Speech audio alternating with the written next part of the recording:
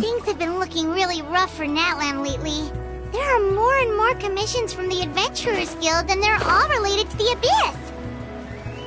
Just waiting around won't do us any good. Let's go and see if there's anything we can do to help.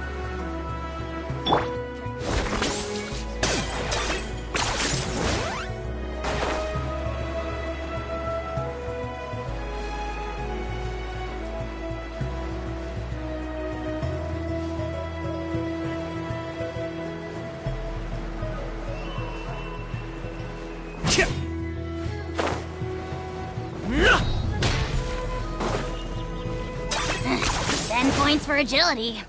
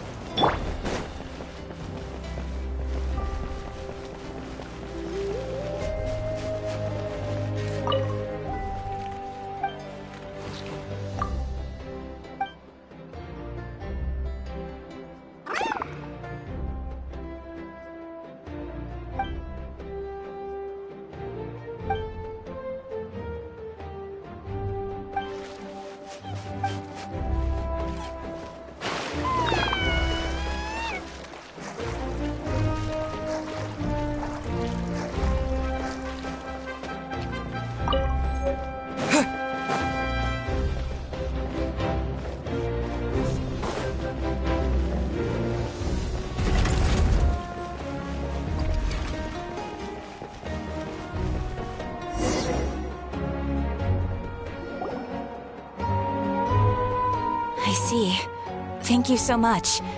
The Adventurers Guild has been overwhelmed these days. No worries at all. We've always valued the strength of adventurers.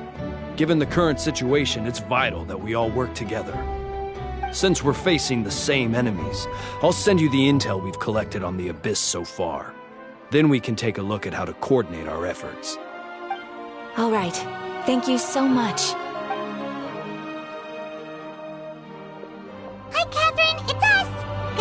Commissions? You two have come just in time. I've got some good news. The Pyro Archon has finished assembling her forces and stationed them all across Natlan.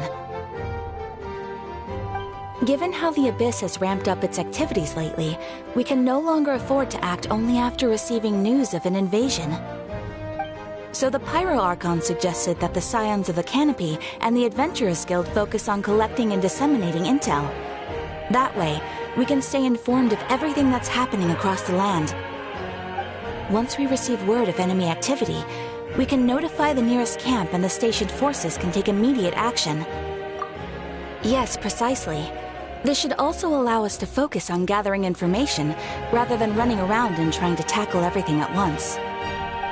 So please also take a chance to relax, you two.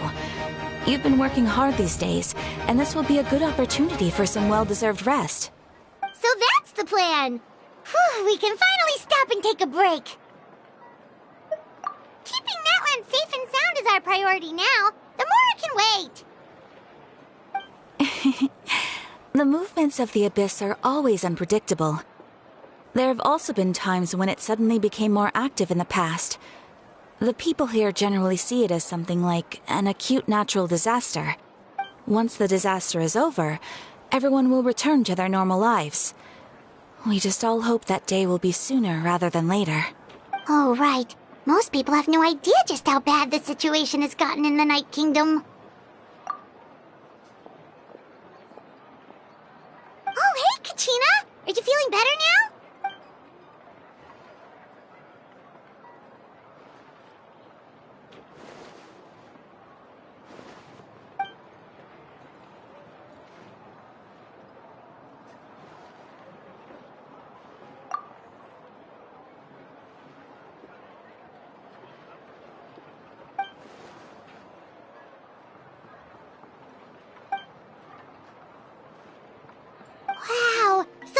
finally get to meet Shilonen, the legendary forger of ancient names! Paimon still can't believe anyone could forge those things.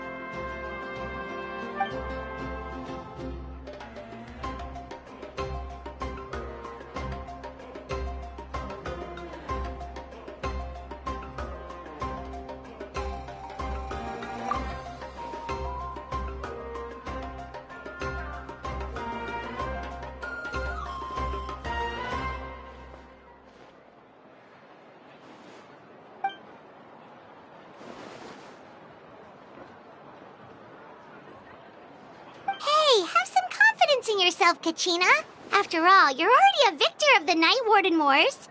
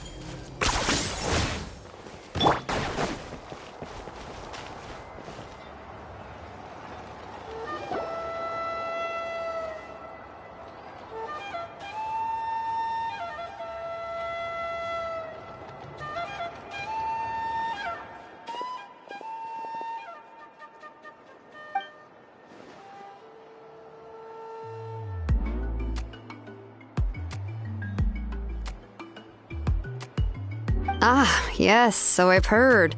So young, and yet you've already got quite the reputation. Wait, are you Outlanders? Yep, we're travelers who just arrived in Natland not too long ago. No, I mean, I was aware that you're travelers. It's just no one told me that you're Outlanders.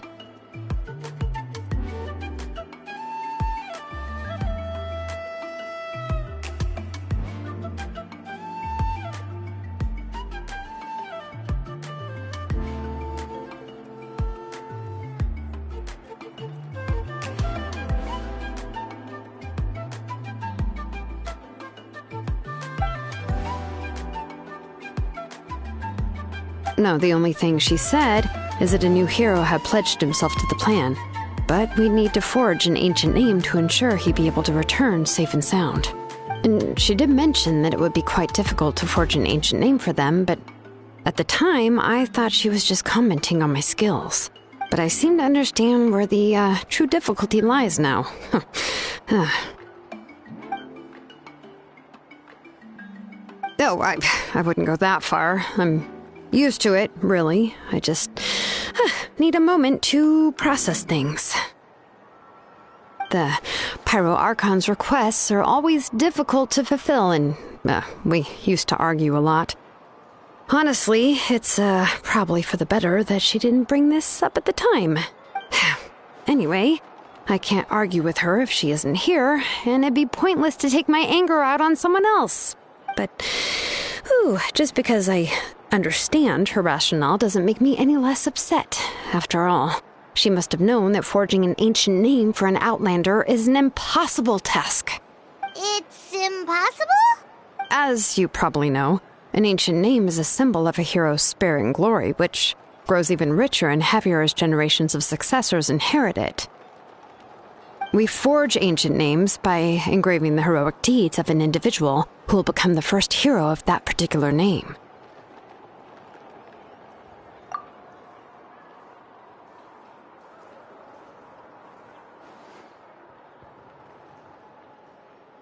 But they were all performed outside of Natland, correct? Yeah, that's right. Then those deeds haven't been recorded by the Night Kingdom. To take it one step further, even if you had performed heroic deeds in Natland, as an Outlander, your actions still wouldn't have been recorded by our lands. Only memories and experiences that have been acknowledged by the Wyab can be used as a basis for an ancient name. Even the greatest of craftsmen cannot create something out of thin air, you know. That's just how it is. Seems the Wyab don't want just anyone to get a name, huh? Mawika, of all people, should know better than anyone, yet she's still entrusted the task of forging the ancient name to me. Oh, Paimon gets it. Nobody's happy being asked to do the impossible.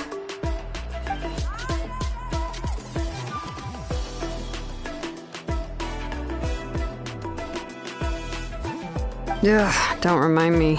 Let's just focus on how we can pull this off. How to achieve the impossible. You mean you're already willing to accept the task? Well, what else can I do? What's happened is already done, and it's not like I can outright defy the order of my Archon. If she gave me this order, then she believes the ancient name is an indispensable part of our plan, and that I'll be able to find a way to make it happen. In other words, the order is an affirmation of my abilities. Whoa, not only has she accepted the task, but now she's looking for silver linings?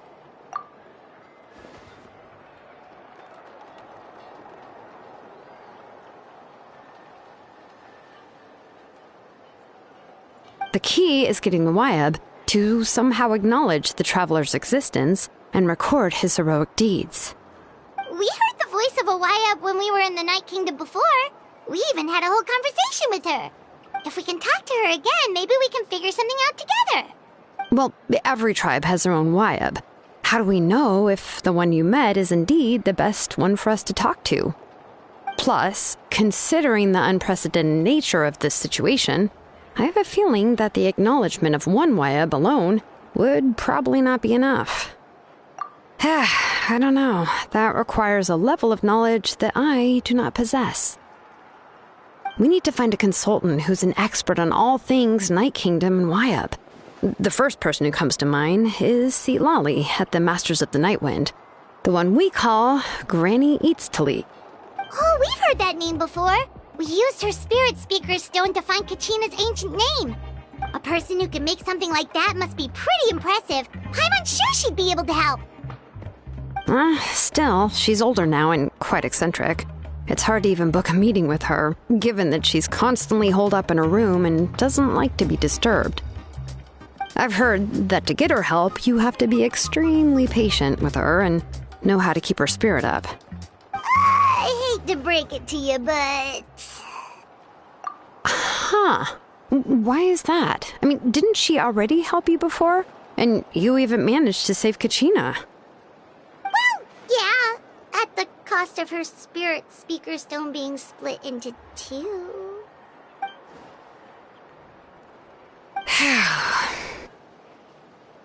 Great going, Moeka. We're already off to a rocky start here. In that case, I guess your only option is to try to emphasize that this is an important order from the Pyro Archon. Hopefully, Seat Lolly would still want to show respect to the Archon. I'll also write you a letter on your behalf. If you can find someone to deliver it and mention some good things about you, then that should help too.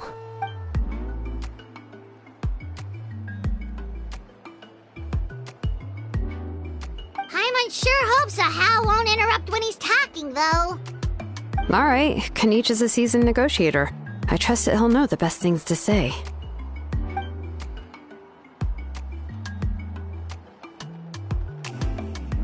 Please just give me a moment to write the letter, and we can meet up near the Statue of the Seven later. Sounds good. We'll take a stroll in the meantime.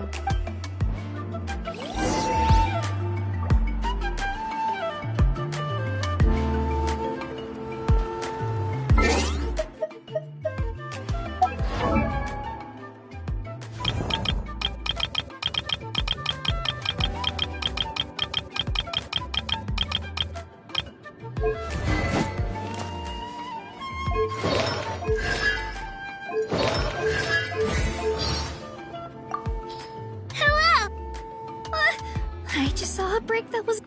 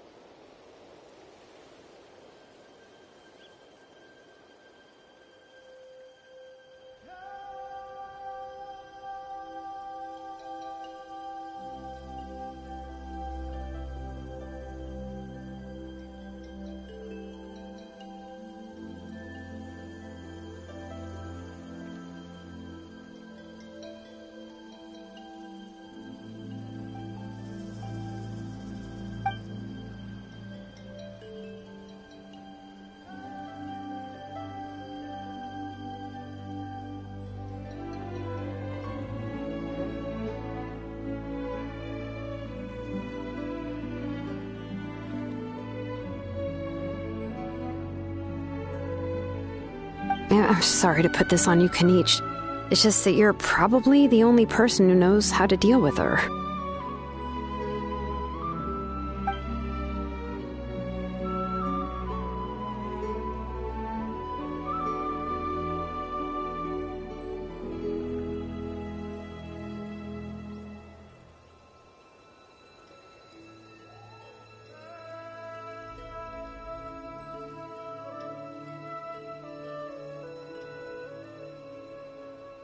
Oh, wait, so Kachina and the Traveler also know about the plan?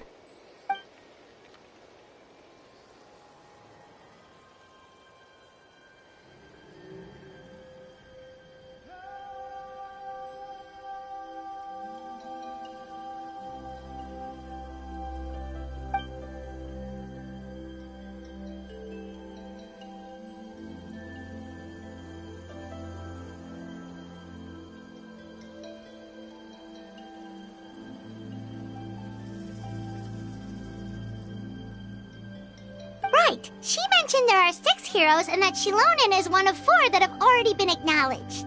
Oh, well, then I suppose there's no need to keep any secrets between us.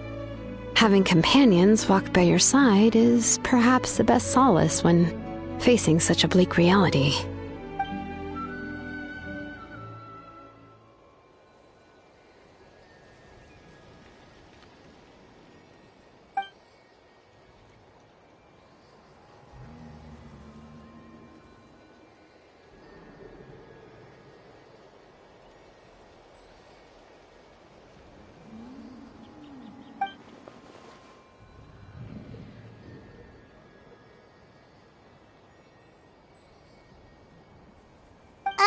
See, Lolly knows him too?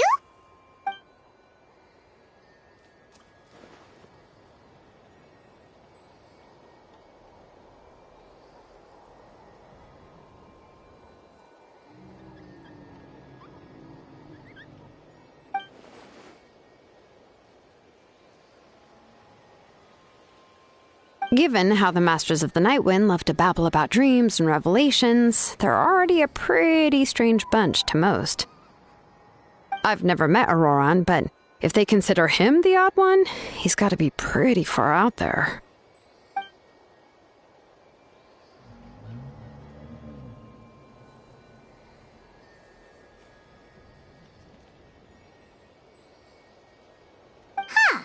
Makes sense.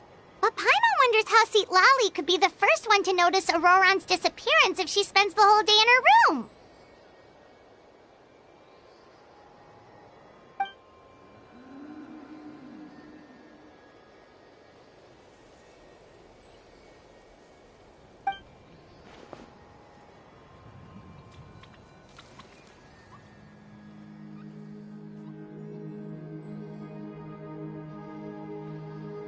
Oh, so if I'm following, you mean we'll help her investigate Auroran and the captain's whereabouts?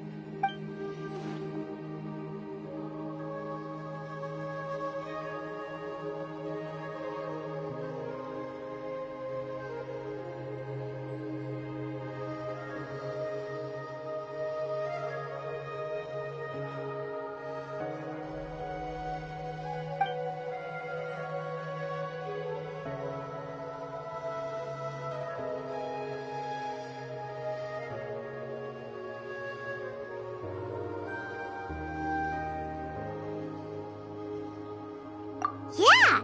Plus, we kinda owe her one anyway to make up for breaking the spirit speakers down.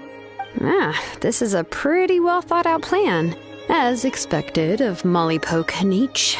Then, yeah, I'll leave my letter to you. Let's hope Seat Lolly can meet at the stadium in 2 days.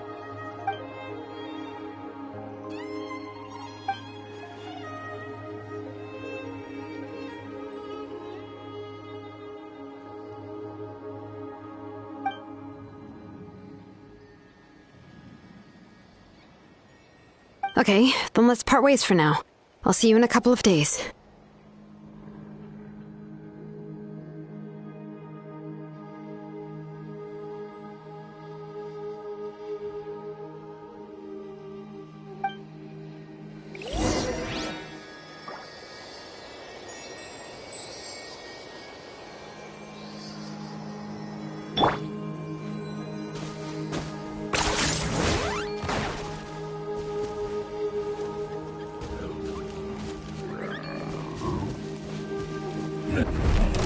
Locked up!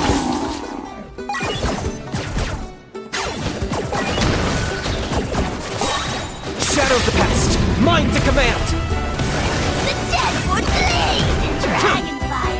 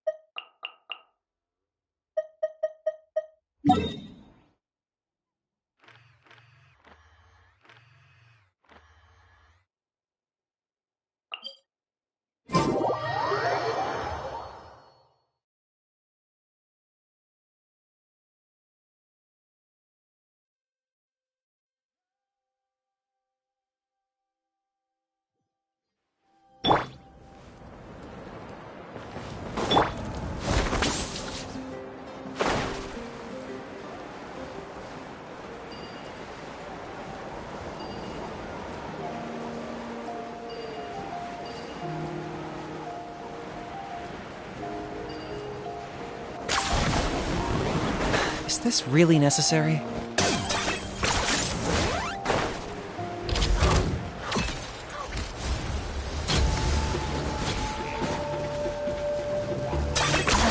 You really are a one-trick pony, you know.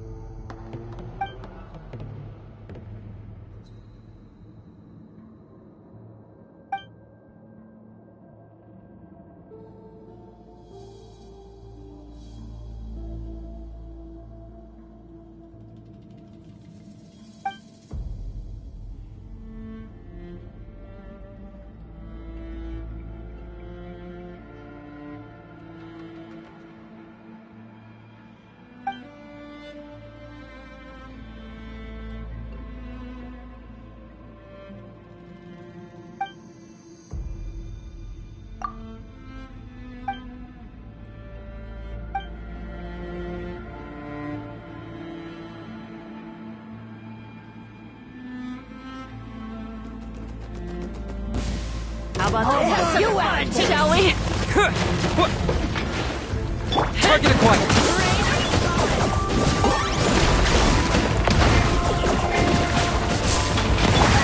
Yoo-hoo! Squall and Fury.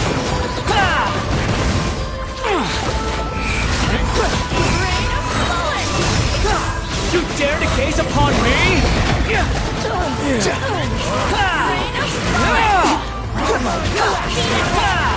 The wind rises. How about this? I got him cornered.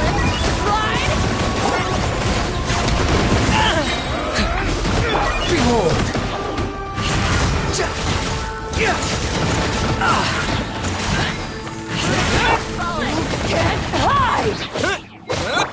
Claim these souls. Locked up. The dead will bleed! Dragonfire! Burn it all! It feels good.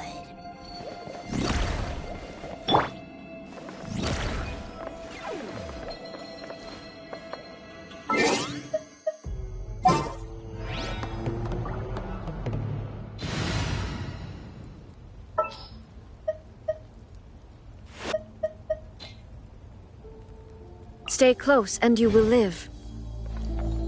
Show a new face!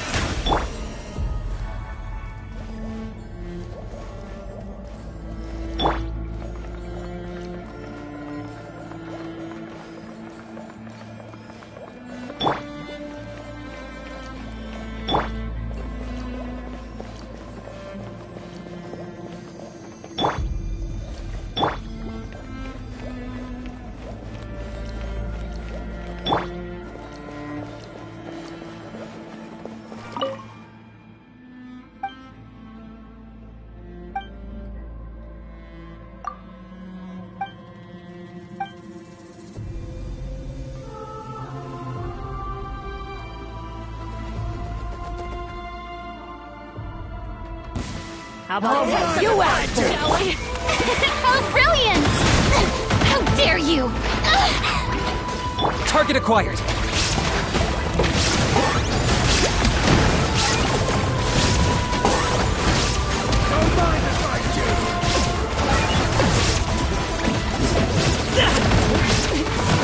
Got something you want to say? Cry louder. Squall and Fury. You're dead. What's up? There is no escape, shall we? Born to oblivion!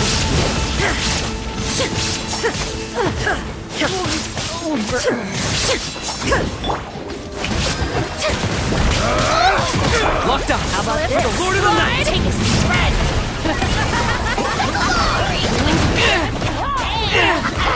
Unsightly insects.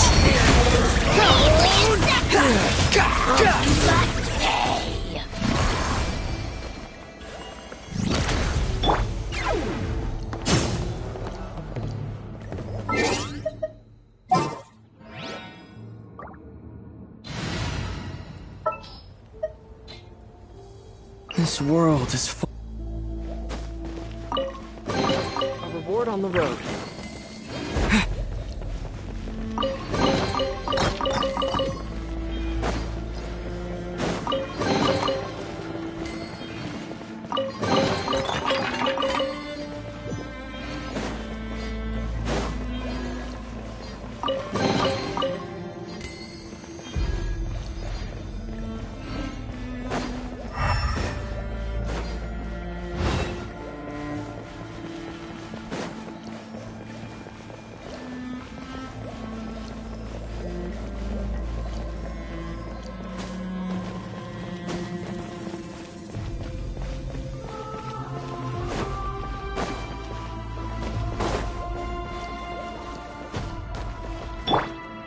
The wind rises.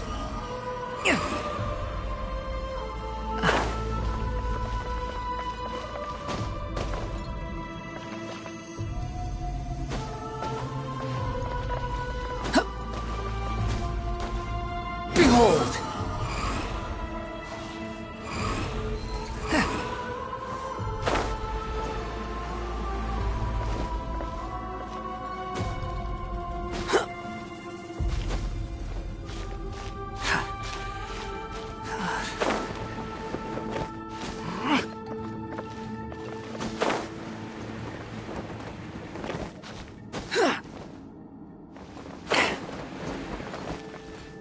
sun rises.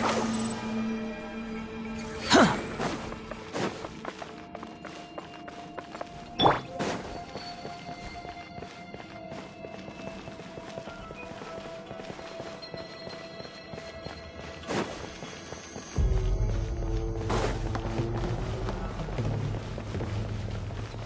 Yeah.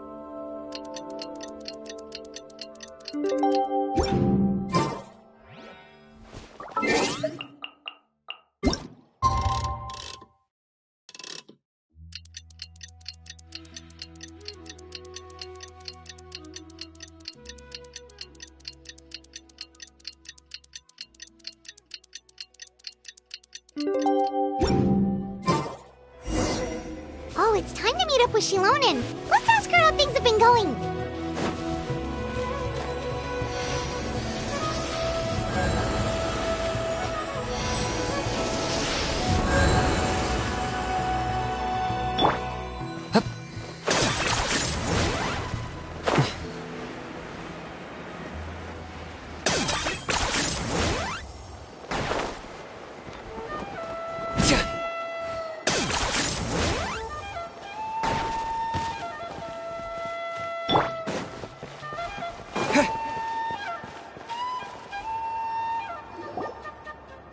Hey, Shilonen, how's everything going? Oh, hi, Traveler and Paimon. I have bad news. Lolly did not reply to our request, although... Huh? You mean she didn't even bother to give Kenichi a response? Guess she really does have quite the ego then. Yeah, well, she can be also quite eccentric, though she's one of the most gifted people around. Even the Masters of the Nightwind often struggle to work with her. My guess is that she probably has other reasons for not deigning us with a response. But let's go to the stadium and see if we can meet her there. If we do get a chance to talk to her in person, we can still try to work something out. That's true. Let's go!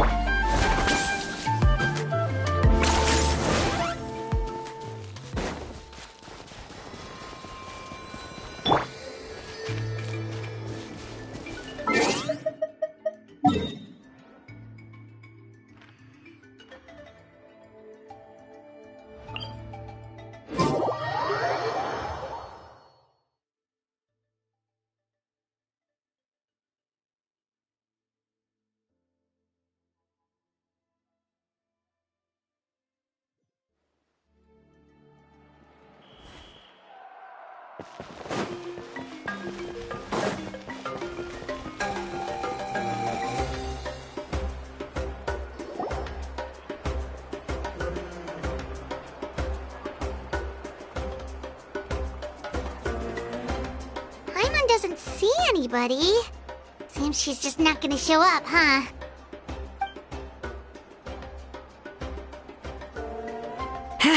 Well, we tried to be as considerate as we could, but she's under no obligation to help. That might be true, but this is still a request from the Pyro Archon, right?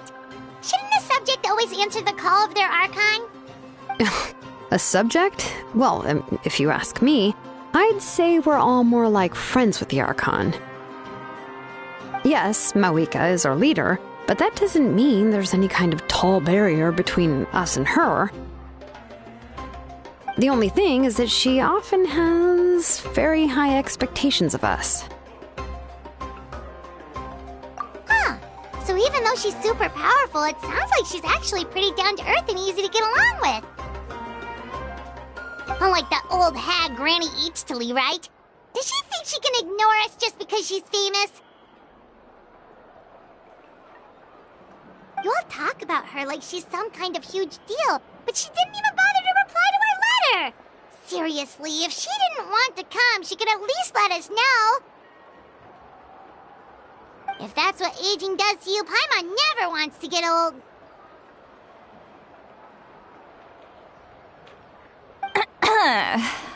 Oh, really?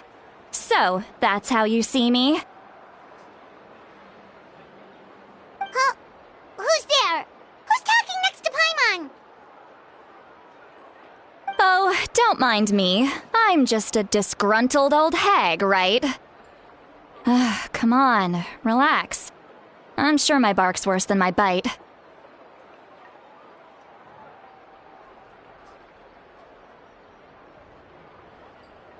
Huh? Seat Lolly.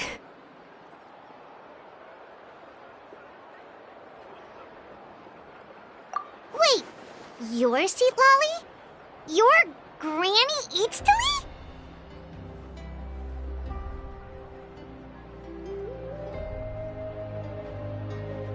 Yes, Granny Eatstly. But emphasis on Eatstly, not Granny.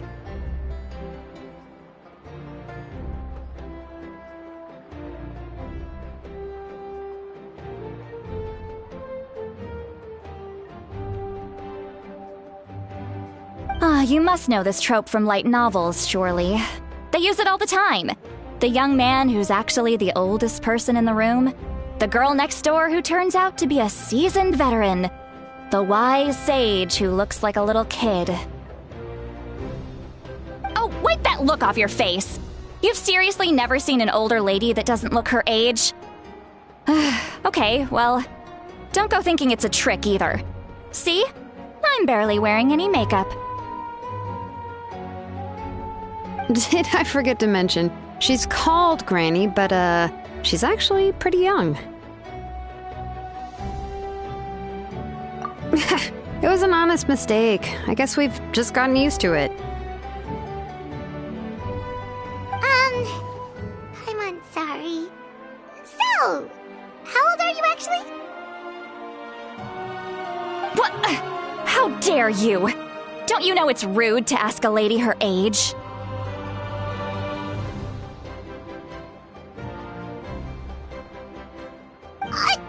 Paimon really didn't mean to offend you, it's just that... your case seems really unique. Oh, Paimon just wanted to apologize, but now she's putting more and more of her foot in her mouth. Really, Paimon just got a little mad since we thought, well, you were gonna leave us out to dry.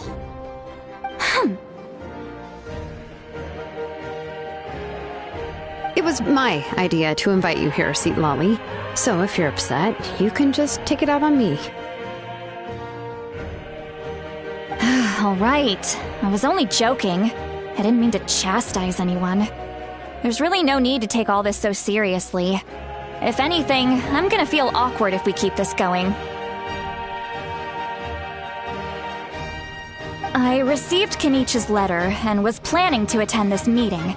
Since I had already decided to come, I figured there was no need to draft a reply that simply said, "Understood."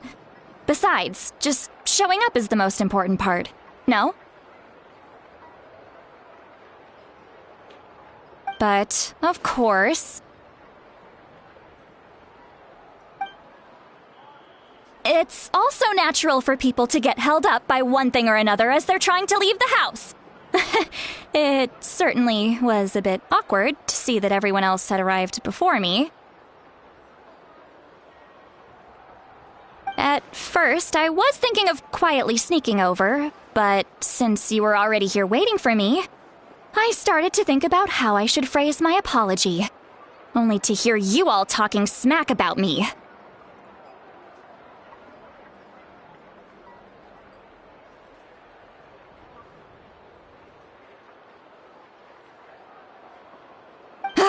Anyway, that's the whole story. Honestly, it's not like I owed you an explanation anyway.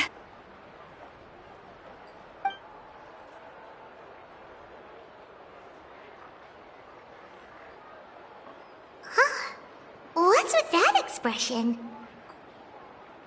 Was she feeling embarrassed just now?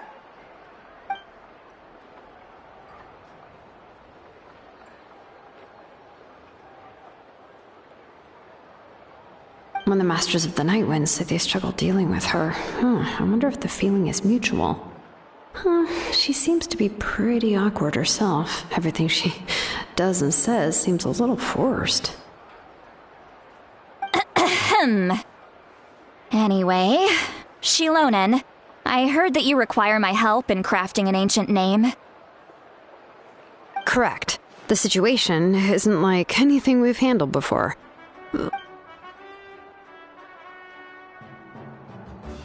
I see.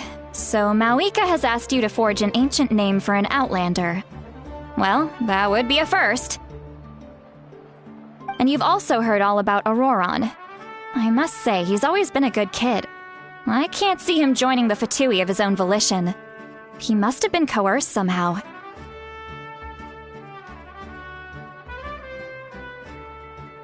Yeah, that's what we came here to ask you. We'll help bring Auroron back if you help us solve the problems of forging the ancient name. What do you think?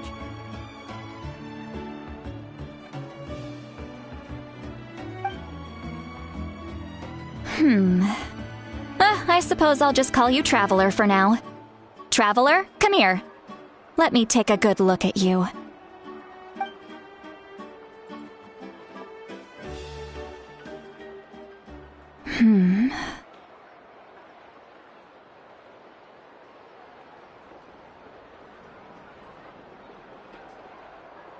Wealth leads to unending conflicts between people.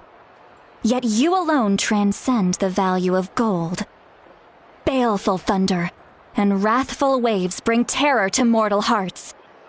Yet again and again, you've braved them to find new worlds. A weary yet free soul, even the most verdant leaf in the forest will pray for your happiness and safe passage. Those are all the things that I could see in you. You've experienced far more than even most mortals could dream of.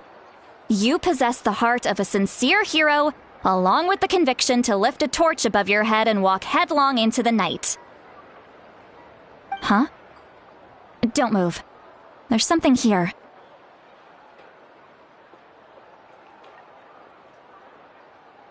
Huh? What thing? Don't scare Paimon. Is the Traveler gonna be okay? Shoo! That should do it. You've just returned from the Night Kingdom, so some fragments of souls were still stuck to your body. No need to worry. I've just cleared out the last of them.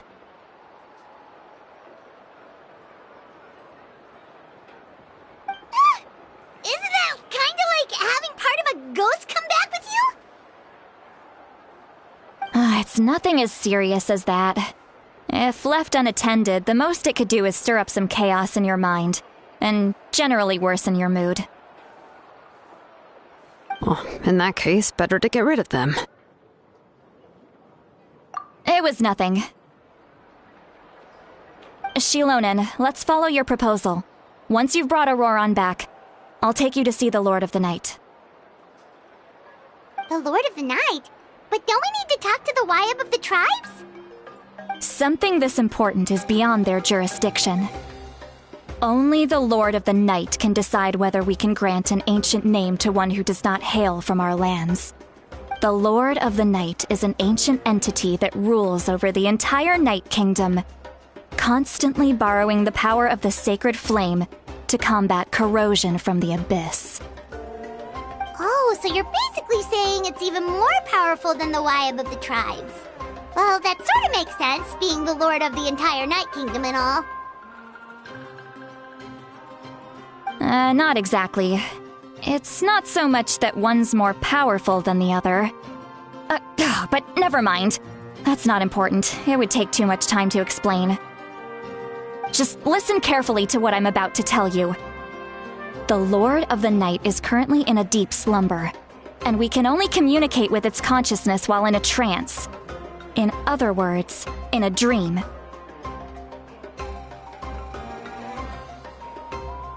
But I will need to prepare a few more things if we are to hold a ceremony to achieve the state of the trance.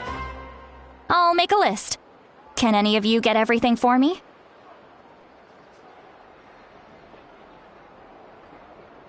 I can go. It'll probably be a long list, so better leave it to someone who knows all the local vendors. Sounds good. Then we'll go with St. Lolly to track down Auroron. Phew, the Fatui are nothing to scoff at, so please, be careful during your investigation. If you need any help, just come find me. Yep, we'll be sure to play it safe.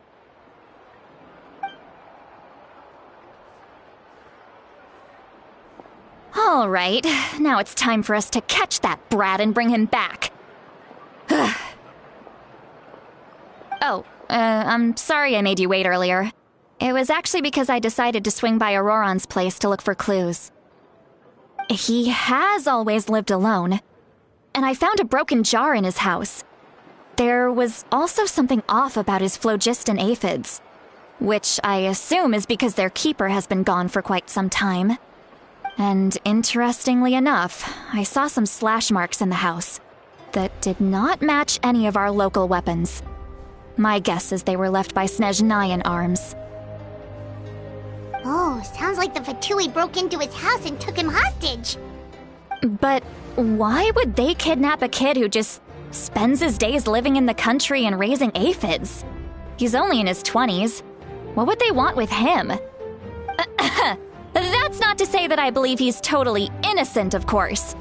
Since he's the only one who was kidnapped out of everyone in Natlan, he must have done something to attract their attention. In any case, we'll get to the bottom of this once we manage to get him back here. I'm truly sorry to put you two through all this trouble with me.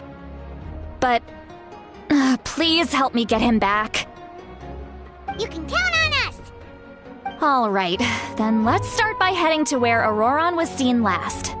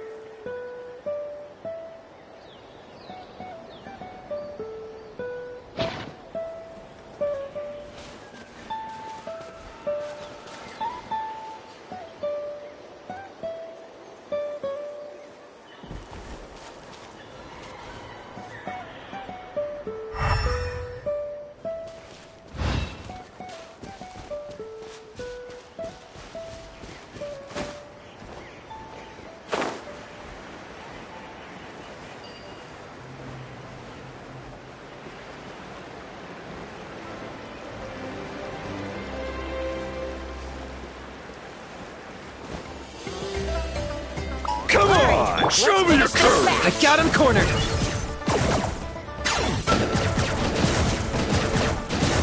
Claim these souls! The Deadwood Blaze! Dragonfire! Yeah! That was quick. What a pile of garbage. Stop yapping, just take it or leave it.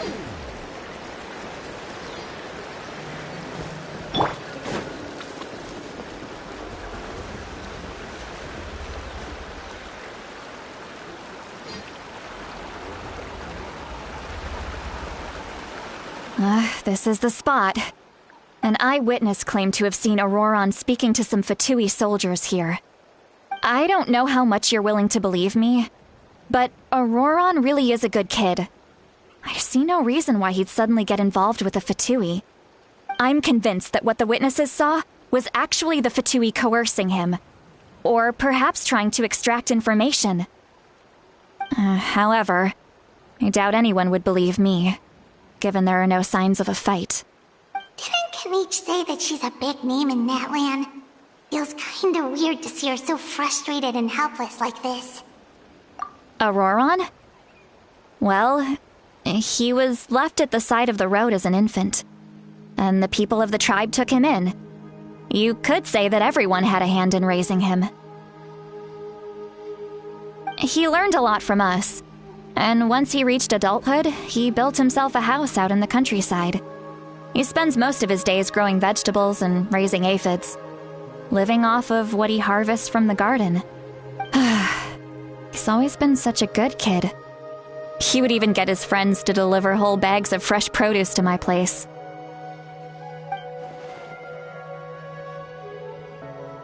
Oh well, let's keep looking. He can answer all of our questions once we find him. He's been raising phlogiston aphids for a long time, and since they were disturbed, they secreted a special type of phlogiston. We can use that substance to track his movements. Let's follow the phlogiston trail. Huh? What trail? Paimon doesn't see anything. Oh, right. I forgot your eyes don't naturally perceive such things. Here, give me your hand.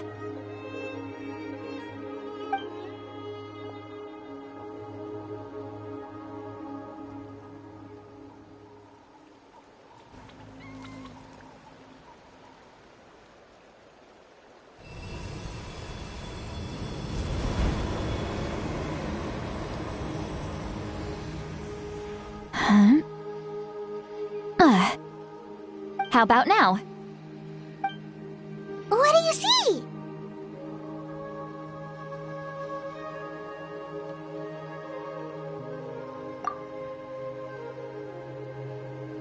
Whoa, Paimon can see it now too!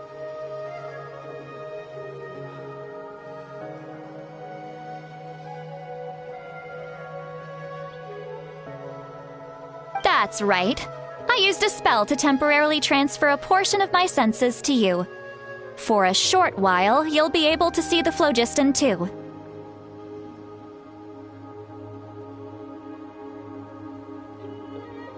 Wow, you can even share your senses with us?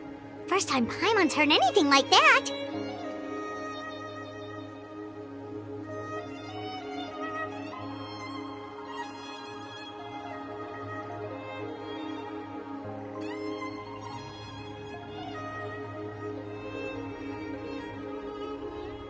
It requires a very rare spell that most people aren't adept at. But don't worry, it's a cinch for me. Between the two of you, it seems the Traveler's senses are a bit stronger than Paimon's. When I held your hand just now, I could sense that you've got a great affinity for phlogiston. You're extraordinarily gifted.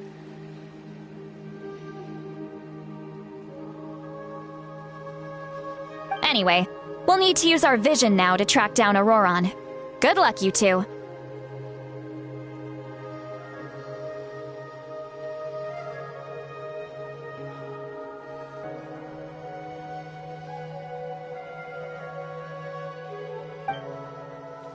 Over here, this way! See Sweet Lolly might say a lot of deep and confusing stuff, but this spell of hers is really something. What was that? Oh, Paimon was just complimenting you. Really?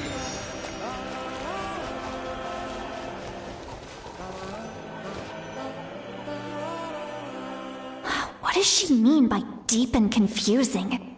As far as elderly shamans go, I'd say that I'm already pretty easy to talk to. Is there any other old hag who's as fluent in the language of the youth as me?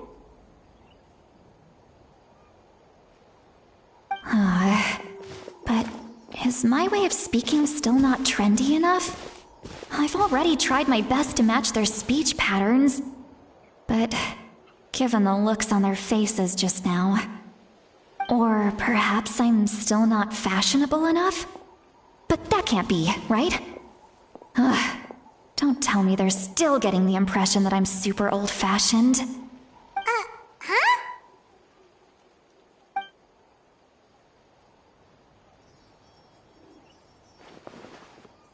Was that Sweet Lolly's voice?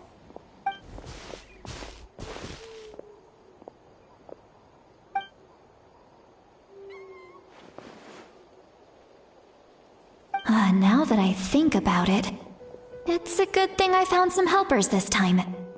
Some things are best done with the help of friends.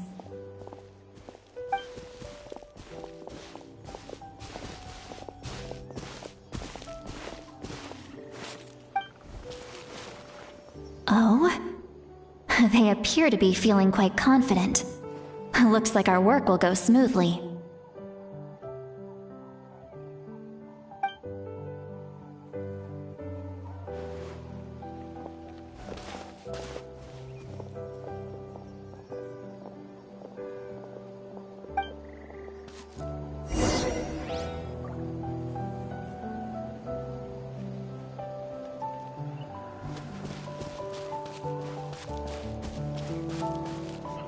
Looks like there's a new camp over there! Yep. Judging by Paimon's experience as a guide, it definitely looks like people set up camp here. Wait. The phlogiston here is a bit odd. Let me see.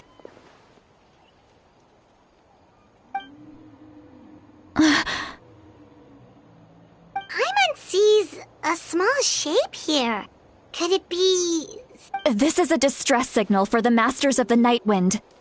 Only someone from our tribe would recognize it. So Auroron was indeed being threatened. We've got to find him. Fast! Leaving such a subtle mark implies that he was trying to be discreet. In other words, he was probably under the Fatui's watch. If they notice us, we can just charge in and fight them to the death. But what if my darling grandson is also there? I can't have him caught in the crossfire. No, I've got to be careful. Otherwise he'd get hit as well. How annoying. No, I've got to stay calm and keep my composure.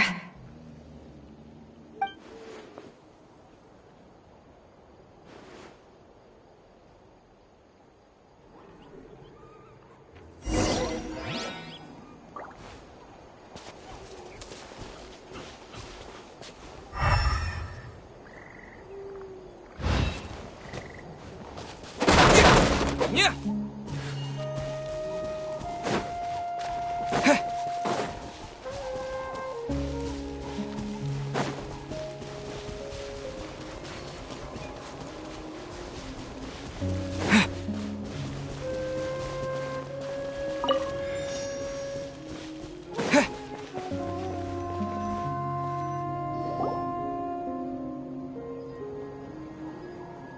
There are traces of people staying here too!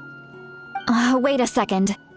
The phlogiston around here is jumbled up. I can also smell a mix of elements in the air. Pyro, electro, and some other elements as well. Kanich told us that you were super amazing. No wonder you can sense so many more things than us. It's about time that little brat said something nice about me. There are signs of a struggle here. Judging from what's left on the scene, there must have been a fight. But after that, the factions seem to have gone their separate ways. Both the phlogiston and the elemental traces in the air support that. Do you still remember the little mark we found before? Paimon's thinking, what if Auroron wanted to leave another distress signal, but was caught by the Fatui?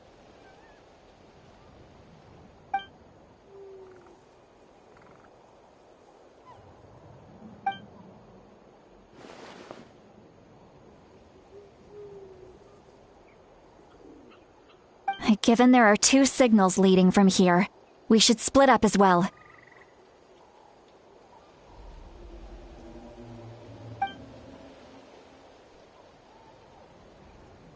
I'll take this direction, and leave the other one to you. Let's meet up again later.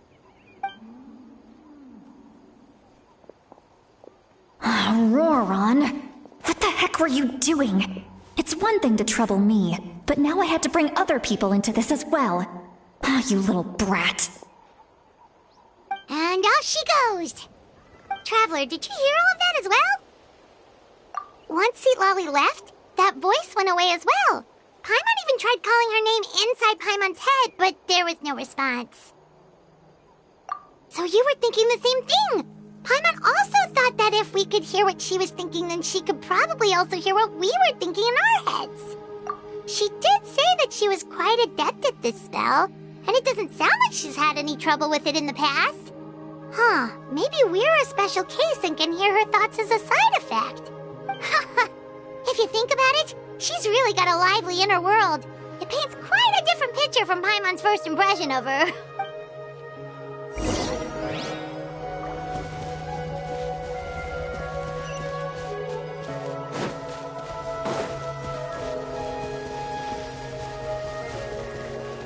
Paimon sees some traces here. Let's follow them and see if we can find anything up ahead.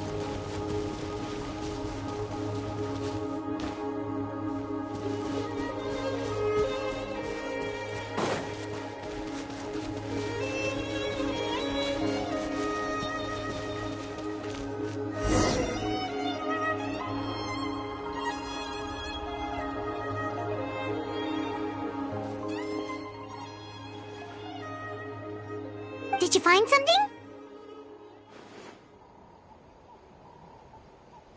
Huh. So we can't tell where Auroron might have gone from here. That's weird. The phlogiston trail suddenly stops. We can't make anything of these footprints either. But he can't have just evaporated into thin air, right?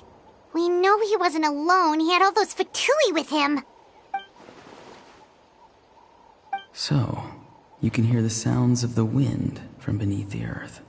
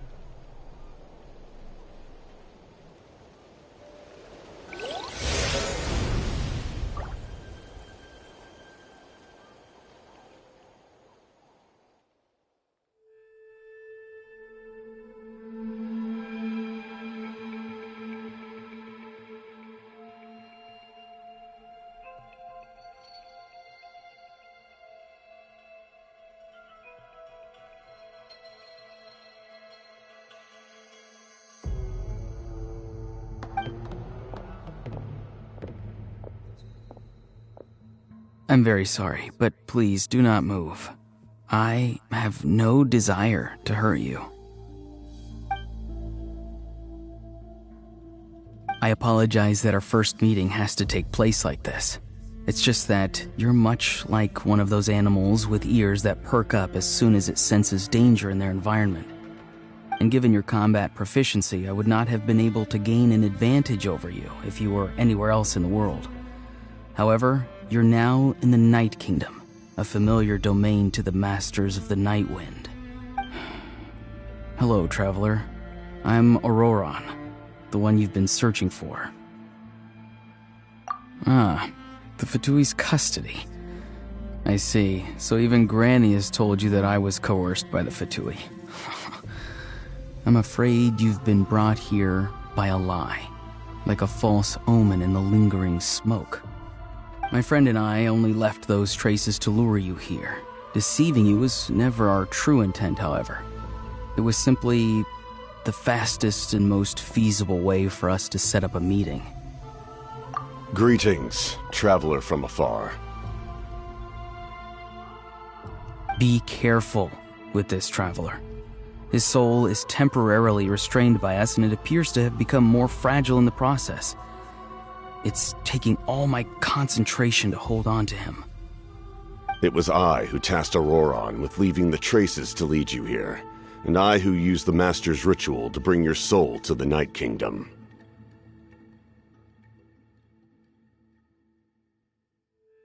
I've heard much about you from the past encounters you've had with my colleagues.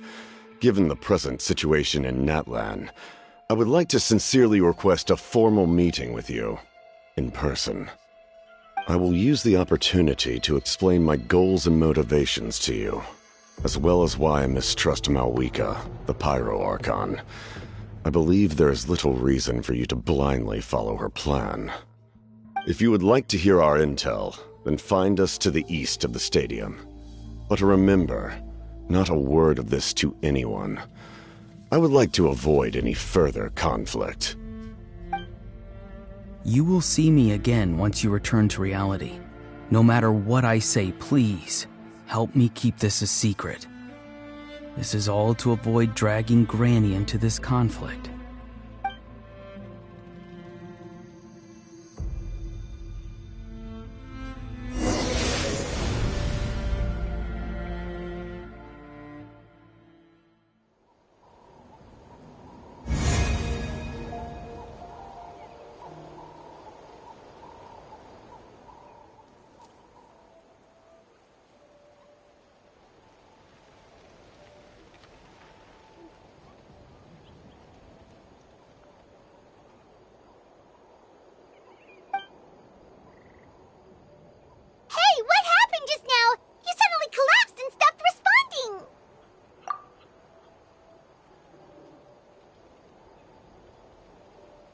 Hey, why are you sitting on the ground? Are you okay? See, Lolly! He froze for a moment and then just collapsed to the ground! Could it have been those leftover remnants from the Night Kingdom? Do you have any itches or pain anywhere? Don't worry. We can take a short break. Sorry, I know I asked for your help. But had I known you were feeling unwell, I wouldn't have taken you on this trip with me.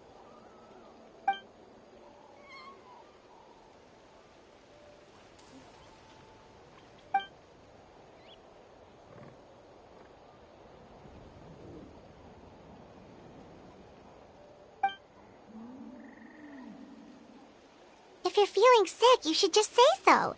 See, Lolly should be able to, exorcise any ghosts or weird stuff that you picked up in the Night Kingdom. A seasoned traveler must know the importance of not pushing yourself beyond your limit. If you need anything from me, just say the word. In any case, let's take a bit more time to rest now.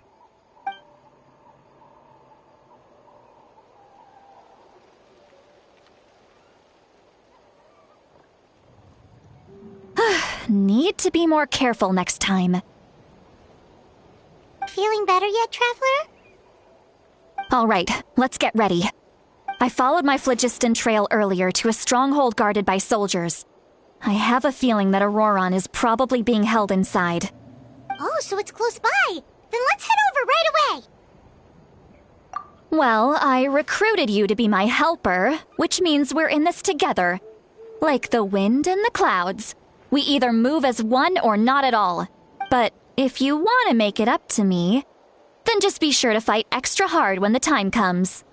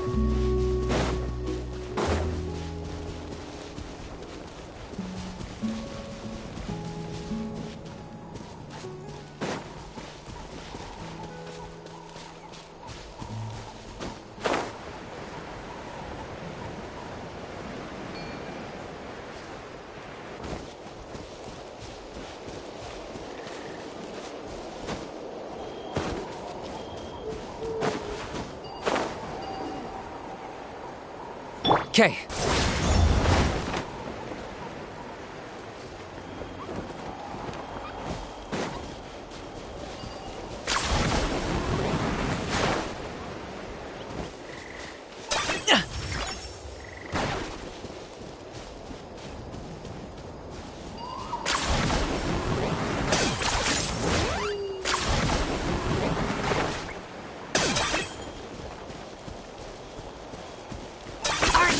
Running away?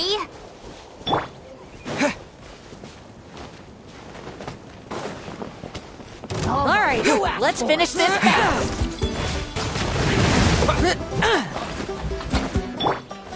Behold! How amusing. Squall and Fury.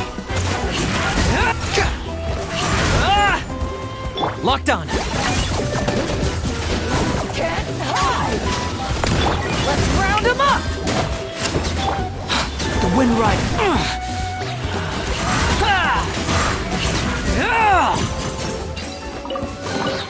Unnecessary.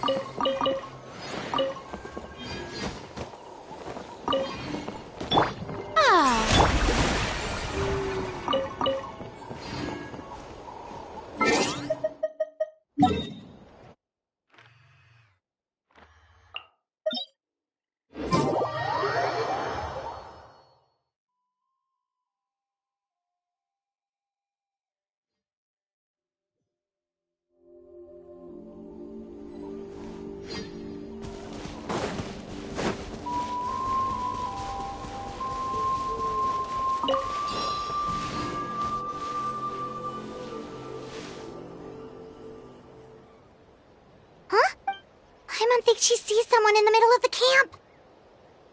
That's Auroron. So he really was taken by the Fatui. All right, we'll take the lead.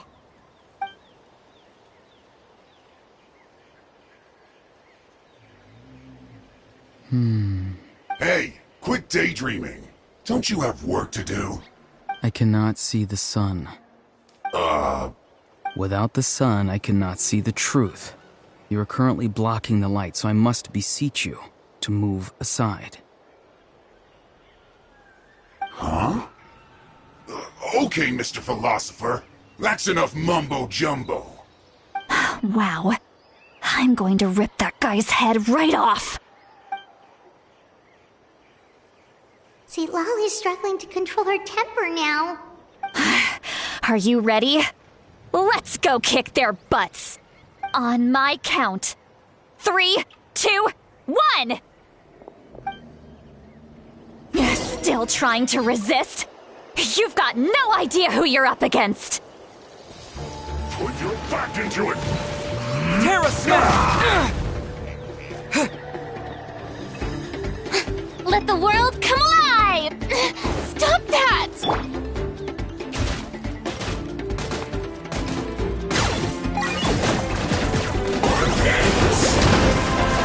For the Lord of the Night! Let's end this quickly!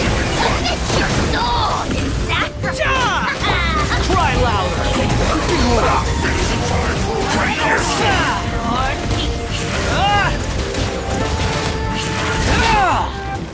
The wind rising.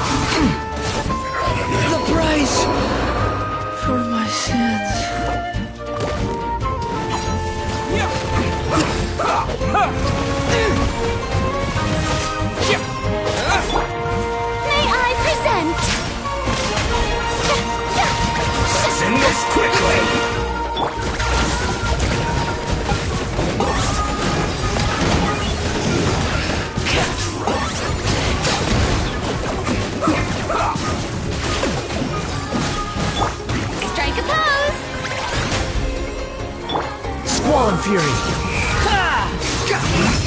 Upon the gale!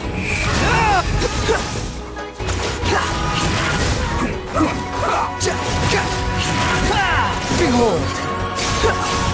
I got him cornered! Let's end this quickly! There's no waste time! Oh, glory! The dead would be dragon!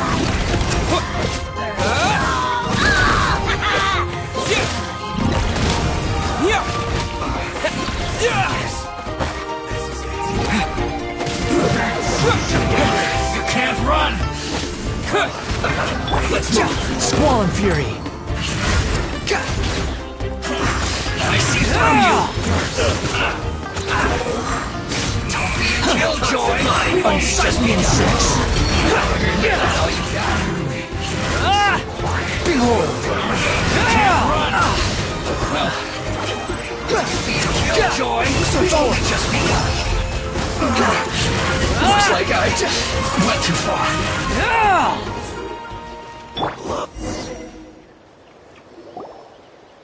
Auroron! Granny! Paimon knows she's called Granny Eats to Lead, but it's still kind of weird hearing someone actually call her Granny. And greetings to you too, Gramps. What did you just call him? Gramps? Is that not right? You're Granny's friend, are you not?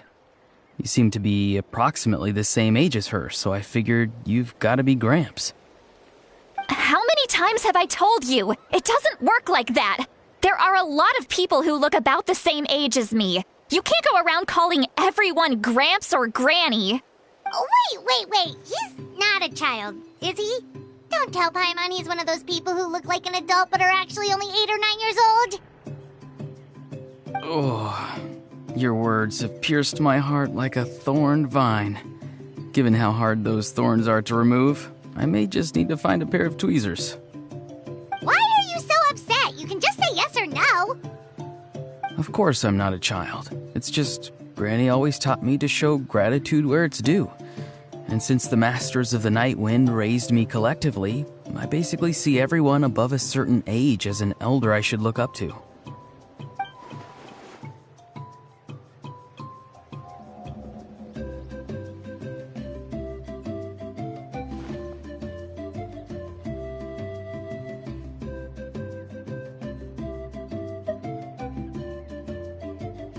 Exactly.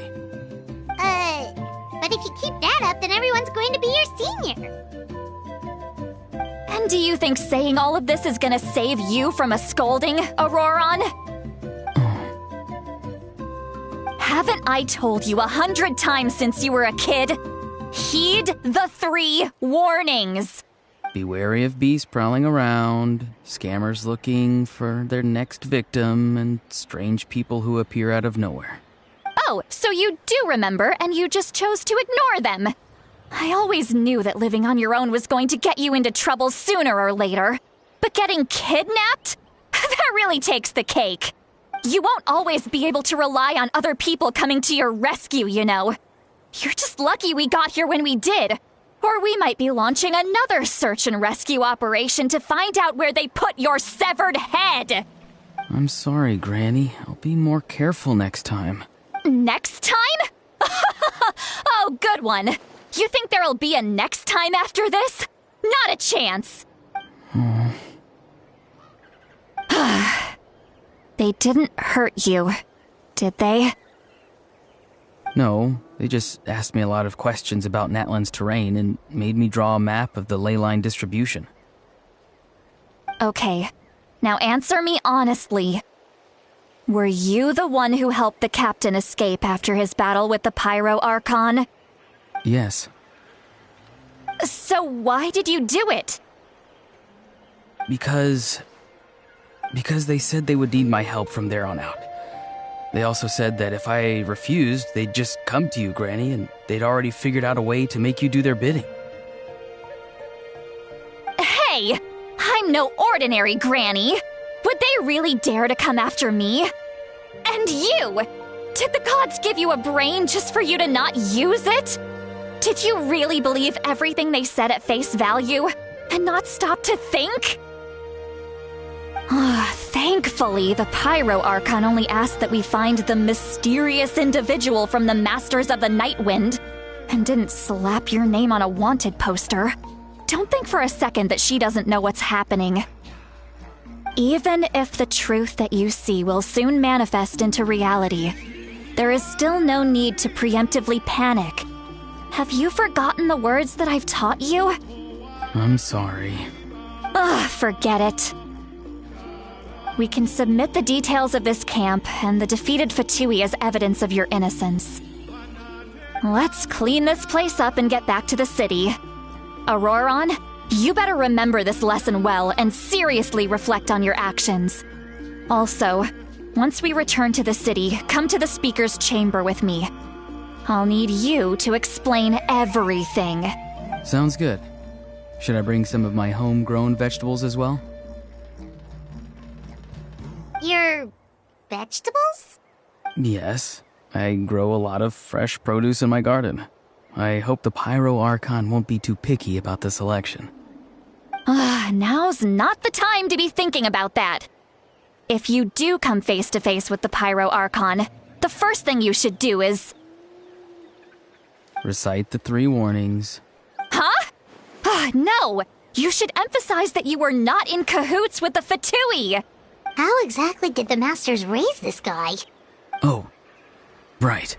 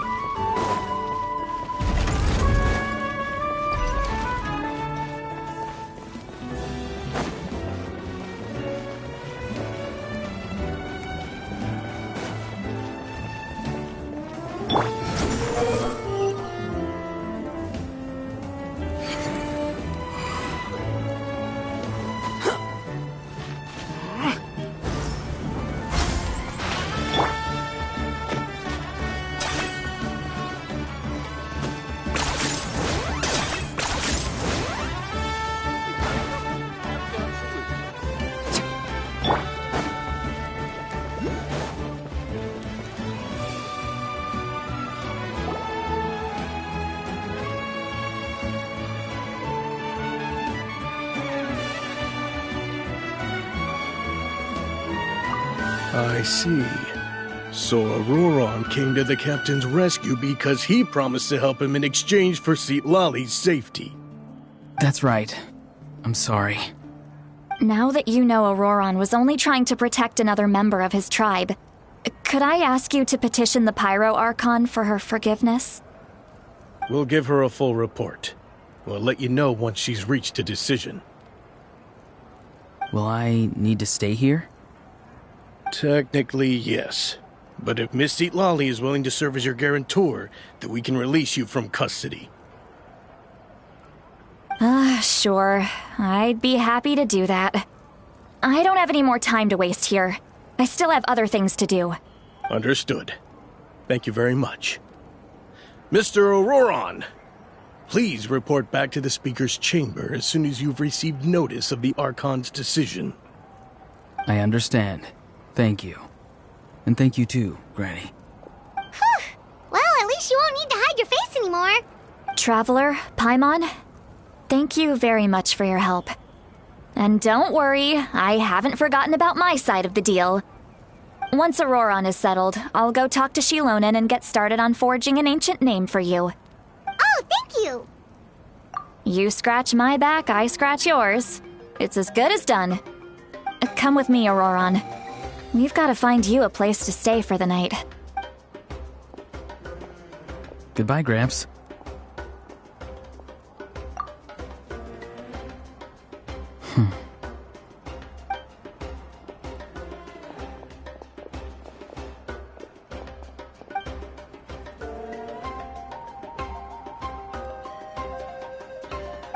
We're finally done. All right, it's time to find some grub. Huh? What is it, Traveler?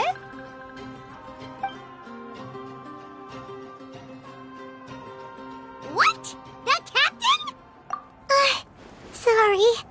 Paimon just didn't see that coming. So you really saw him in the Night Kingdom? And he didn't attack you? Oh, that Auroron, what is he up to?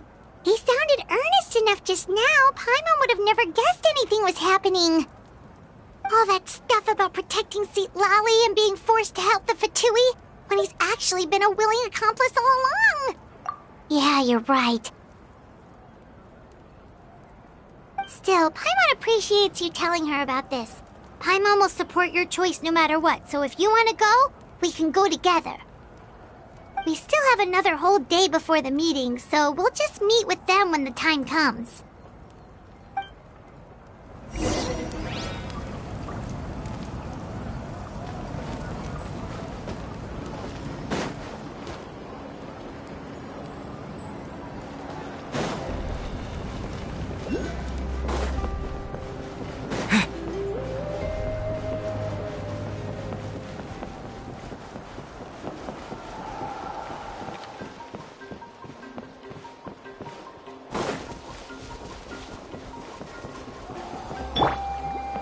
The show begins!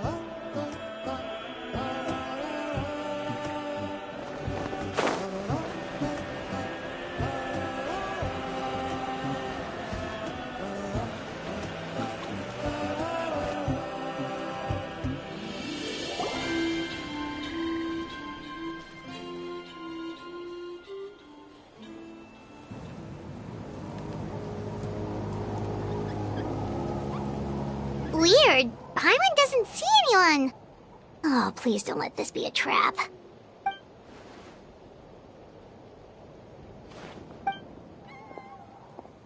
What was that? Good evening. Nice to see you again. It's you. You shouldn't pop up from behind people like that. What are you, a ghost? I'm terribly sorry. It's just a force of habit.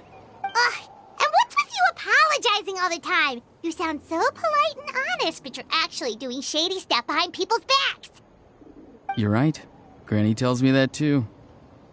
Huh. Come to think of it, you remind me of her. Sometimes you two sound really similar, you know. Oh, so you're gonna call Paimon Granny too now? Well, I could.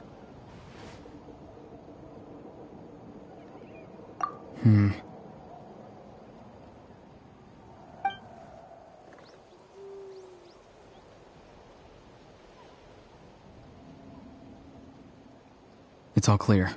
Over to you. Excellent. The fact that you showed up proves that I was right about your character.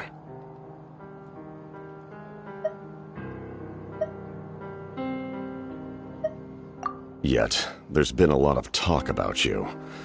Child told me that you're passionate about the unknown and willing to take risks. Rather than facing you as an enemy, I would much prefer to bring you to my side.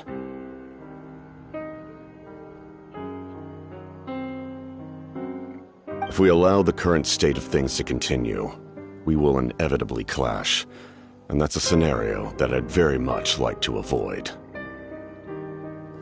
I've long heard of your exploits across the nations. Though you have crossed swords with my colleagues many times, I know that you are by no means an unreasonable person. And once you've learned the truth that the Pyro Archon Malwika would never willingly share with you, you may just find it in your heart to consider my proposal. I assume you've already been informed of the Pyro Archon's plan. In order to defeat the Abyss and save Natlan, she still needs 2 more heroes to appear. Wait, how did you know that? Never mind. Guess that's not important now. I've long kept a close eye on her plan. To be frank, it's an exceedingly risky plan. Will the heroes really appear? And even if they come to her, will their power be enough to drive the Abyss back? If any part of the plan goes awry, all of Natlan, even all of Tevat, will pay for her mistakes.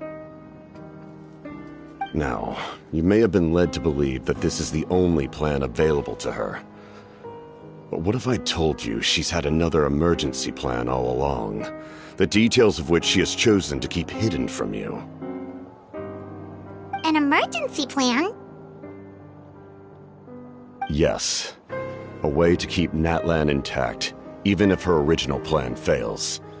But given the painful cost of its execution, she has chosen to keep it as a mere backup plan. Whether this stems from hesitation, fear, or even naivete, I cannot say. But Natlan cannot afford to wait until she comes to her senses. My fear is that given the enormity of the decision, she will be reluctant to confront the dire reality we face until it is too late.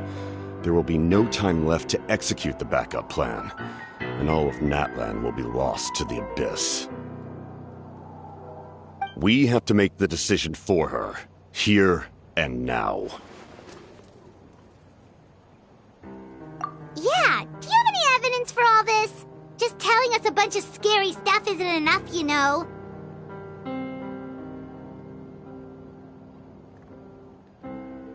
Besides, wasn't it you who tried to seize the Gnosis for the Tsaritsa's plan?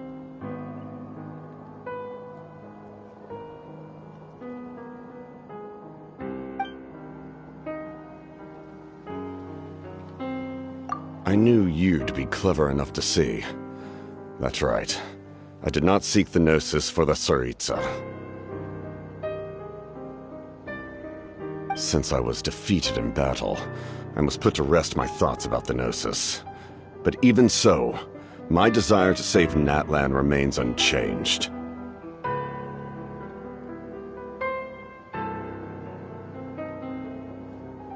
And now, I have found a new way to solve the crisis. We can implement it immediately if we reach an agreement.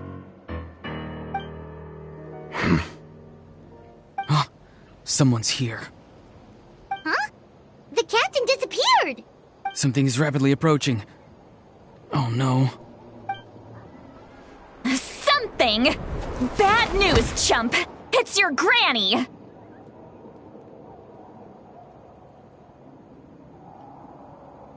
Oof.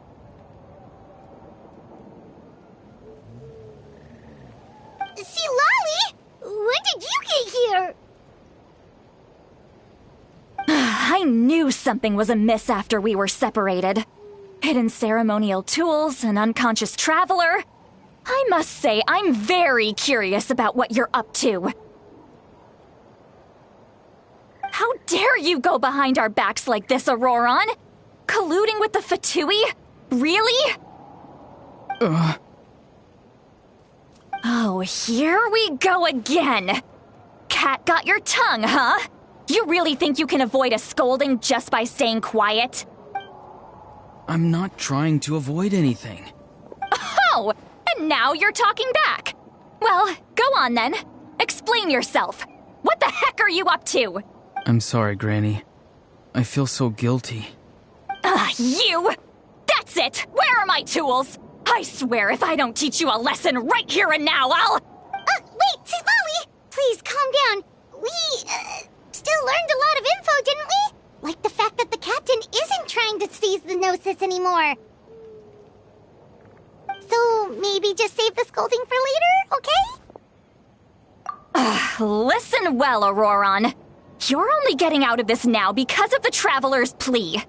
This isn't over. You hear me? You're right, Traveler. Let's go.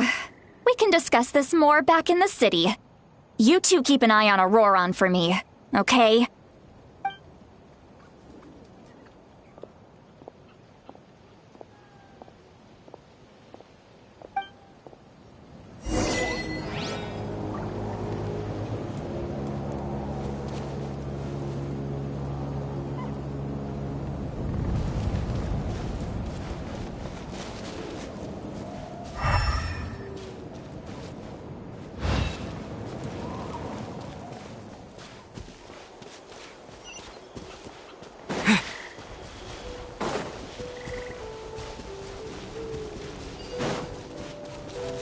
Okay.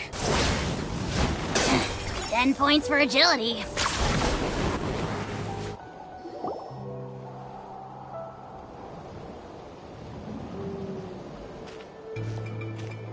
In all my years, I've never had a child cause me so much grief. Do you seriously not see what's at stake here? You've got a head on your shoulders, Auroron. Use it! Why did you help the captain? And I want the truth this time. No answer? Think you're being smart? Then let me ask a different question. What does the captain want? What is his purpose in Natlan? Really? You're just going to stonewall me? Just use your brain for a second. What do you possibly stand to gain by helping the captain? Only endless trouble awaits you and everyone in the tribe. You've always been a good kid. Why would you throw that all away now? If you're worried about something, just talk to me. Granny would much rather we had a conversation instead of constantly clashing like this. Why is he staring at us all of a sudden? I'm sorry that you have to hear all this. You're very kind. Most people would have fled by now. Not everyone can handle Granny's scolding. Oh? You dare gossip between yourselves instead of listening to me?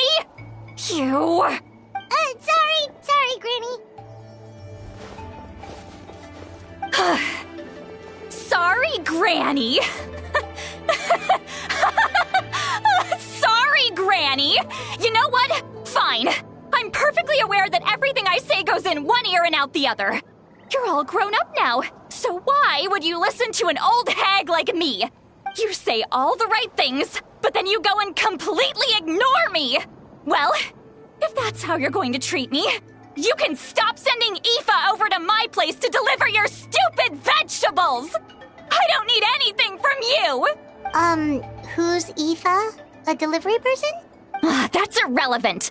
The point is, he hangs out with this kid, so he must be no good. You kids get to a certain age and suddenly act like you know it all. There's nothing I can say to get through to you. Auroron, if you're still thinking about that so-called duty, then please, just forget about it. The ley lines did not fall to this state because of you. And we've long closed the book on that incident. Seems they've started talking about some kind of tribal history. I'm starting to get lost. That's not it, Granny. I know you tend to get down on yourself when you're upset, but I can tell I really hurt you this time. All I can say is I'm sorry. His voice. Auroron! Where have you gone? It sounds like he's somewhere super far away, but isn't he right here in front of us? I'm really sorry. It's up to all of us to do everything we can to save Natlan. So I've got to go. Get back here this instant! Auroron! What is this? Powder from plant spores? Is that the trick he used? What just happened? How was he able to suddenly get so far away like that? It's a trick of his. If you grind spores into a powder and spray it in the air, it can be manipulated to create an illusion. He pulled it off flawlessly. He must have put a lot of time into perfecting it. Don't tell me that's how he's been hunting in the fields these days. Couldn't he have picked up something more useful? Little brat. That's it. The next time we meet, I'm definitely going to break his legs. Whoa, that's a little extreme. But still, why does he feel like he needs to run from us? If his goal is also to protect Natlan, then can't we work together? I'm sorry for interrupting your conversation with them earlier. But even if you'd been able to hear them out, there's no guarantee you would have gained anything substantial.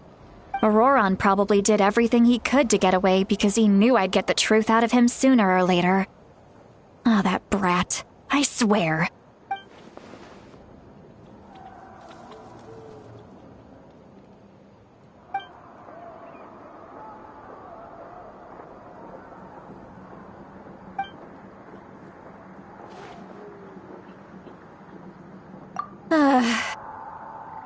We've got quite a long walk back to the city.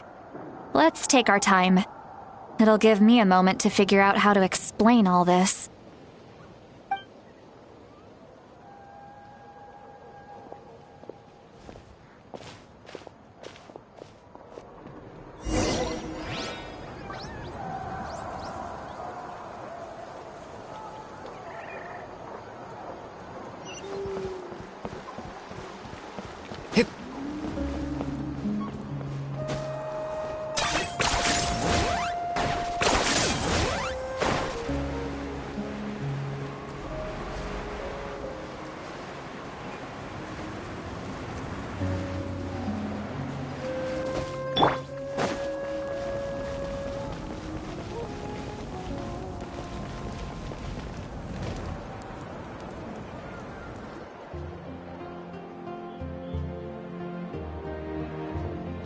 Do you two have some time?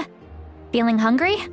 How about we get something to eat? All right, it's been a while since we last ate. Now that we can relax, Paimon just realized how hungry she is. Then let's go. We can find somewhere to sit down and talk. Food and drinks are on me. How did this become Paimonville? See, Lolly looks quite down on herself.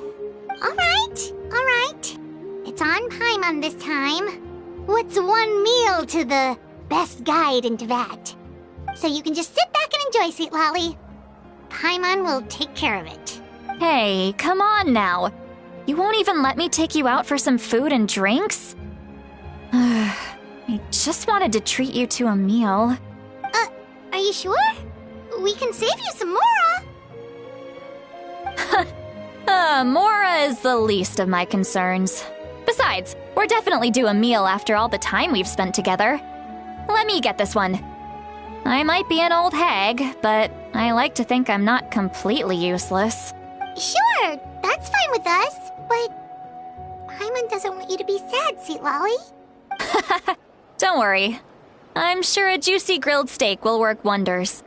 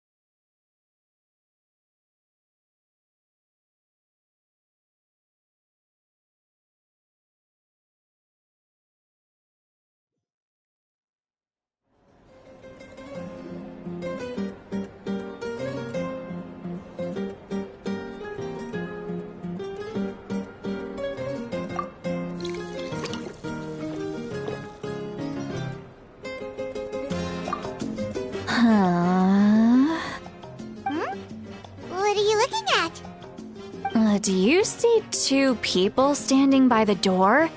They look like spitting images of each other. Are they twins?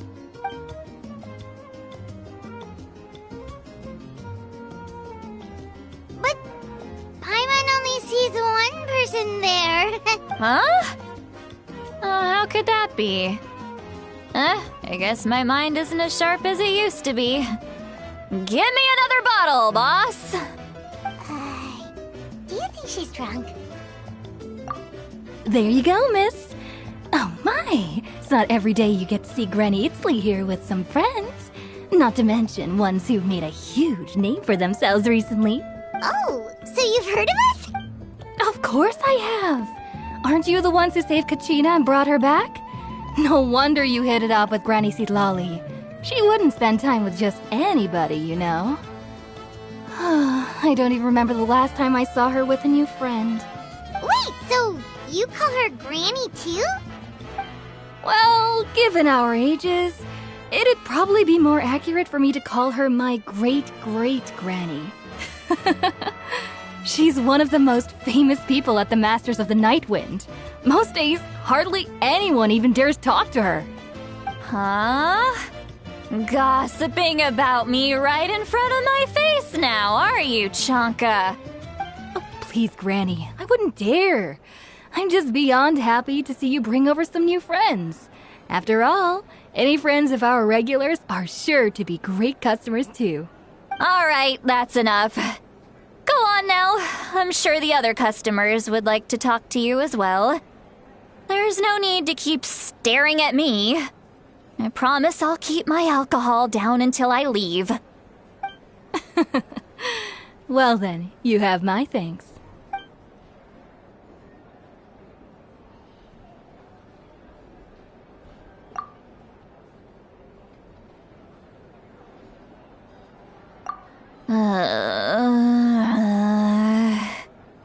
Sitlali?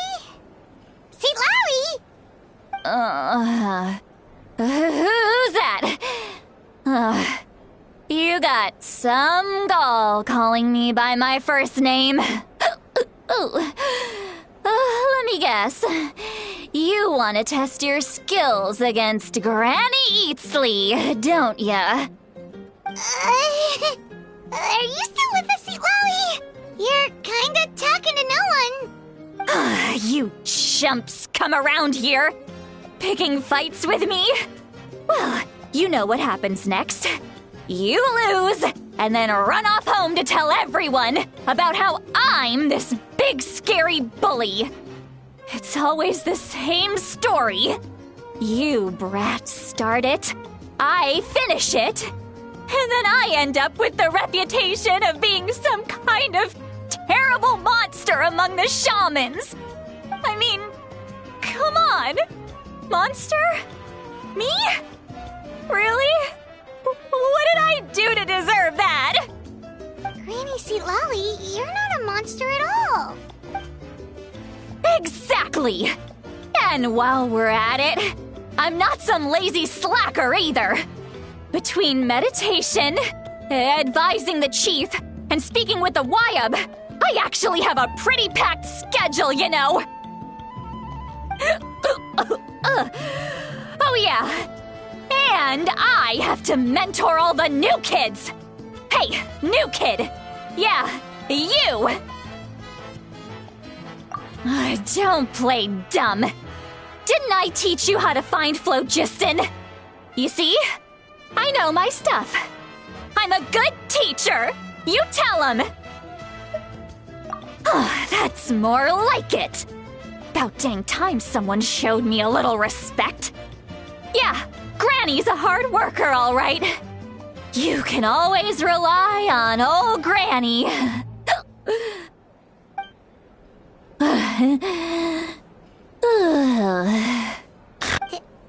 Did she just fall asleep with her eyes open? Oh, jeez. Behind this pitch-black curtain, a chapter of hatred reveals itself. Behind the smoke. The lingering smoke. She's meditating again.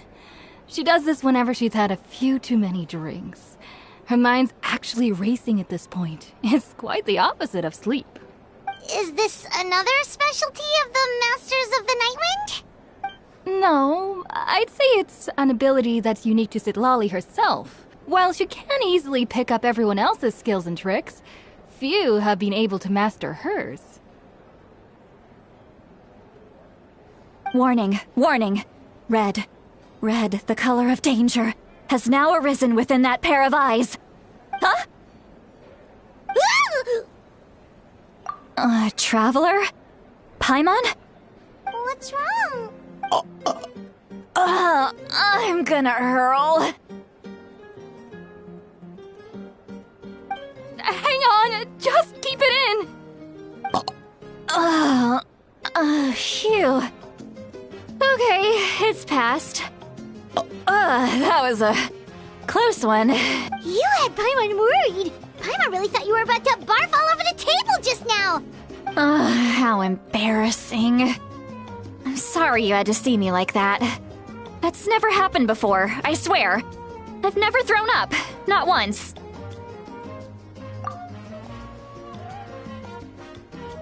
Are you feeling okay? Want to take a quick walk and get some fresh air? There's so much that I want to say, but I can't. Why not? Of course you can. Just say whatever's on your mind. Please, Paimon. It's not as simple as you think. We've only known each other for a few days, right? What would you think of me if I were to start dumping all of my complaints on you after we've only just met? Oh, Paimon gets it. You're hoping that we wouldn't think less of you no matter what you're about to say. No, that wasn't my point at all. Seriously, don't you youngsters know anything about shame? I'm talking about shame. I've lived all these years and still can't get rid of it. Surely, you know the feeling too?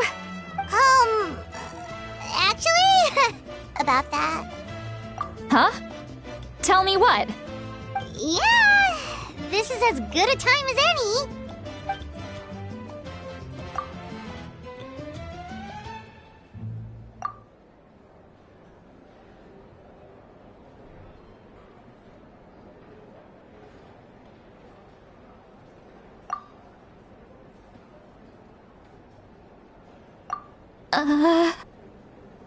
So, you heard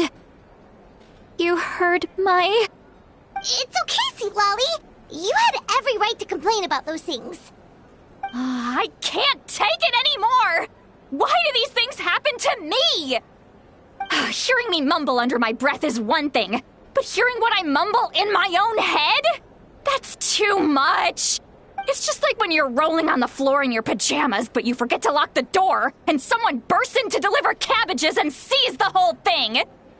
So that, happens to you a lot? It happens to people in general, okay? Doesn't matter if you're 200 years old or 1,000 years old. Everyone rolls around in their pajamas sometimes. I was just picking something generic.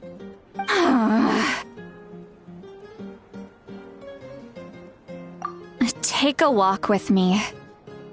I have things to share with you. Looks like she's completely given up. Like those criminals who just confess everything and accept their fate.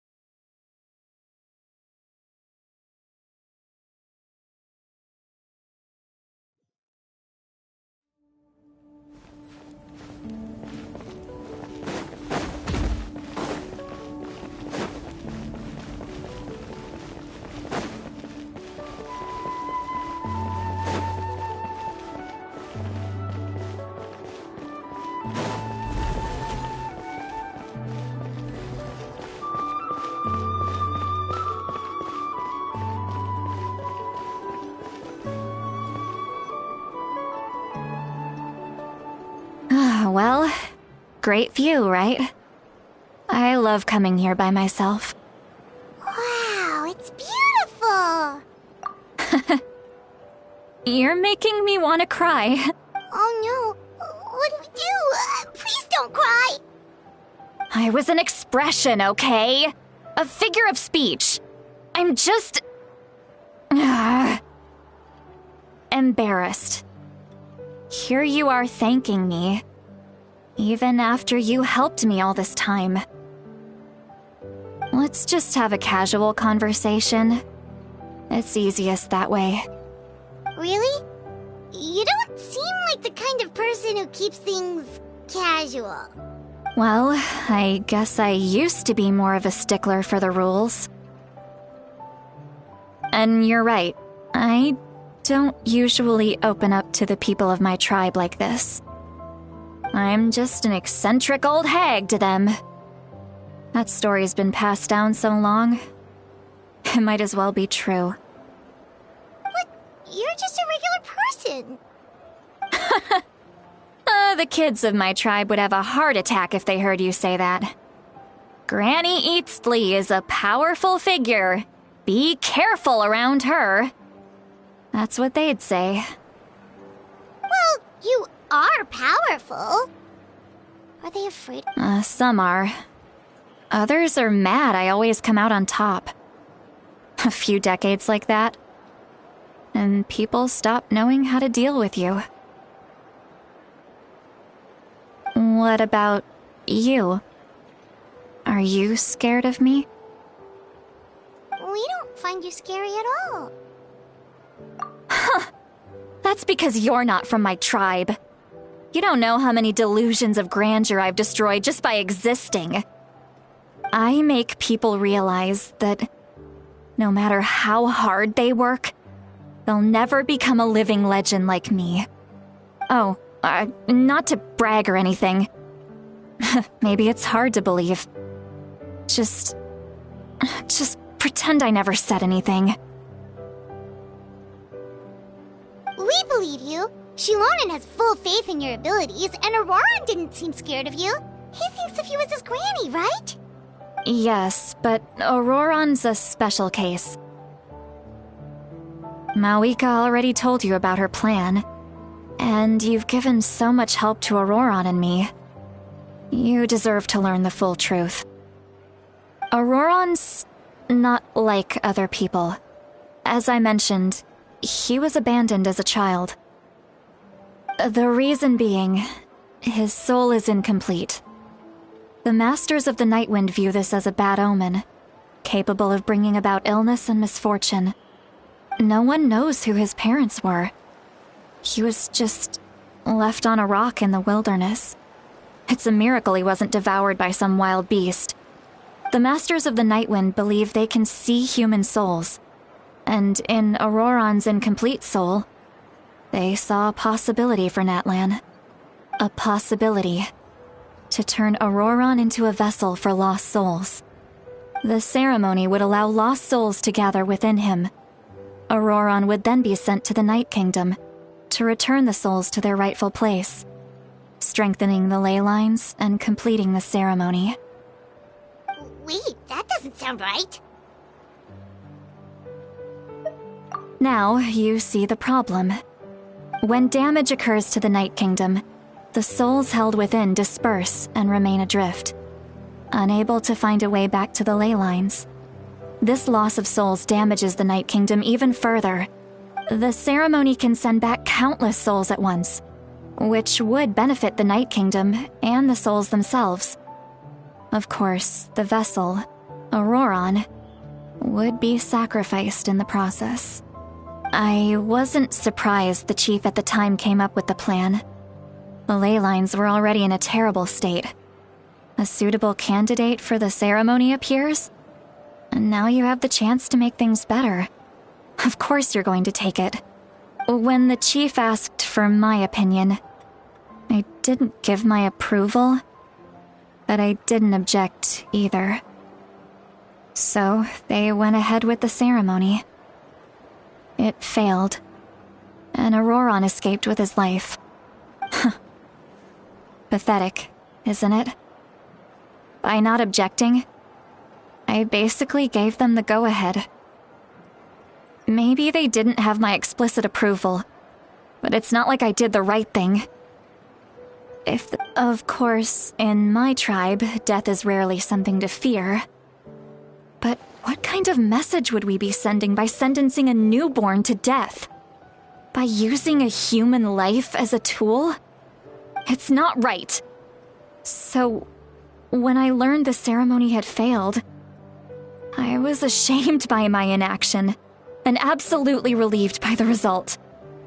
The plan was never a secret. Or, I guess I should say, there was no point to keeping it a secret. A simple investigation from Auroran would reveal everything. Everyone thought he would be happy he survived, and he never really said anything to the contrary. But just as I was about to put all of it behind me, he asks this question. Would Natlan have been saved if the ceremony succeeded? Wait, but it's not his fault. He knows that, but he still feels guilty. Auroron has a strong ability to perceive souls. More than any of us. He understands just how dire the situation with ley lines has become. Maybe he chose to work with the Fatui because he still thinks he owes a debt to Natlan. I can only imagine what they told him. Traveler, didn't the captain say he found a way to solve the crisis?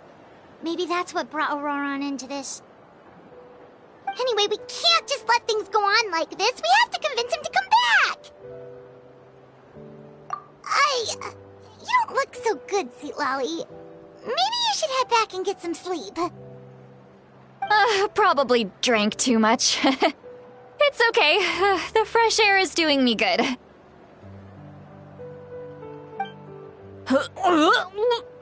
Okay. Forget that. I need to go home. I hit it a little too hard. You've helped me so much already. How do I even begin to thank you? Hey, we're friends, aren't we? Besides, you already said you owe us a favor, so you don't need to worry about us. Good point. Well, I'll go home and get some sleep. We can figure out our next move in the morning.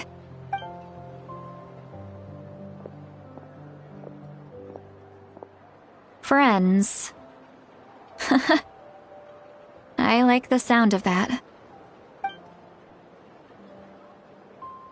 Auroron's probably back with the captain, don't you think? You mean about the backup plan? Do you really believe what the captain told us?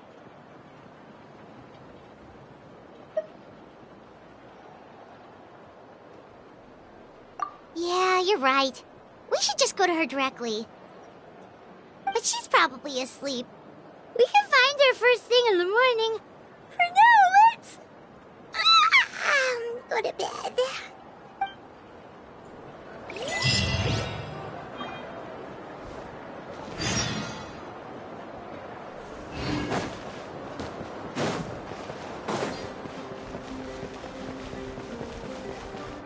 Okay.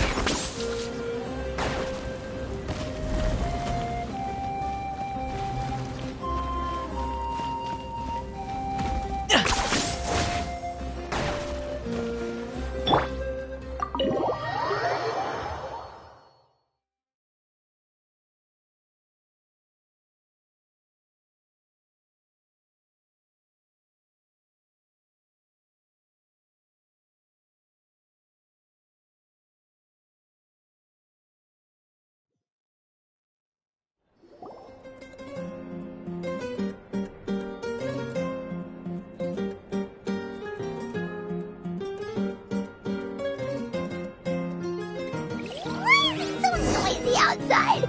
Pirates still have to sleep.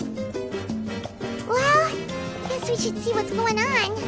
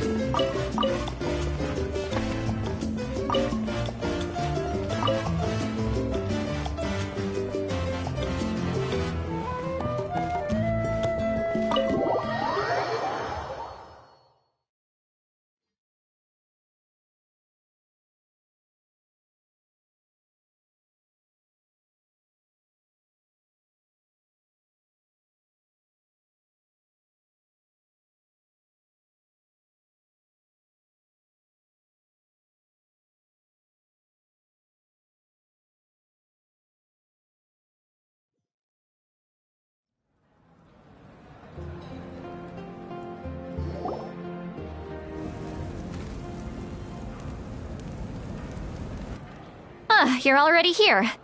I was just about to come get you. Wow, you're up early. That's impressive, especially after all the drinking last night. Let's not bring up last night. I'm embarrassed about the whole thing. Anyway, I was also woken up by the commotion. Looks like all the warriors from the stadium are on the move. I heard many areas have been attacked by the Abyss, including the Masters of the Nightwind. I need to head back right away. The Abyss attacked again? Are you sure you can handle it on your own? Do you need our help? I'll be fine. We also have the support of the warriors stationed at the various outposts. Given the quick response, things shouldn't get too serious. The stadium could always use more manpower, so you should join the forces here. I'm done making excuses for him. He's not a child anymore. He needs to take responsibility for his actions. I was the one who vouched for him, so I need to report back to the Speaker's chamber. I'll accept however they choose to handle the situation. But I should be able to convince them to let me go back to my tribe first to deal with the attack. As for the ancient name, once we handle this crisis, I'll talk to Shilonen right away. Don't worry, I never forget a promise to a friend. Thank you. All right, I need to start heading back. She left in a hurry. The situation must be really serious. Oh, looks like a lot of people are heading to the stadium. Let's see what's going on.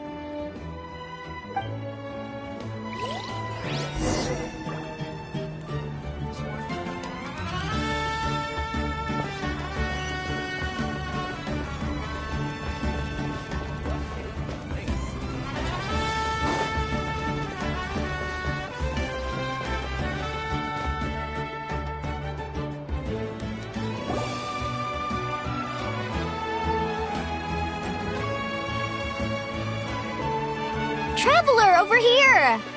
Oh, perfect. Our star Outlander has appeared. Oh, you're all here! But, what's with the whole Star Outlander thing? Just my way of saying how awesome you are. We've got a real emergency on our hands, so this is the perfect time for you to show off your skills. Alright, but can we get a quick rundown of the situation first? The Abyss suddenly attacked the Collective of Plenty, the Masters of the Nightwind, the Children of Echoes, and a number of our camps and outposts in the wild. Yes, and the attacks are increasing in frequency. The tribes have plenty of defenses, so they're safe for now, but I can't say the same for the adventurers and merchants stuck in the wild. Chaska and I have been searching for survivors and treating the wounded. We just got back, but we need to head out again soon. I plan on heading back to the Collective of Plenty, just in case my tribe needs me. What about you, Mualani? Where are you gonna go? I'll go help the Children of Echoes. They're the closest, so I can start fighting right away. What about you guys? We could go together. Yeah, that does sound important. No worries. Just leave the Children of Echoes to us. Who knows? Maybe yours truly will have the Abyss on the run by the time you're finished. That would be pretty great, actually. I hope my tribe gets through okay. It'll be fine. Your tribe doesn't do all that bodybuilding for nothing. Let's part ways here for now. And most importantly, be careful, everyone. Oh, and some of us need to avoid getting contaminated by dangerous-looking substances.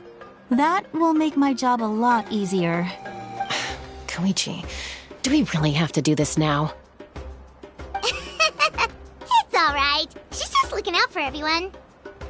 Alright, let's hurry up and talk to the Pyro Archon so we can help the others.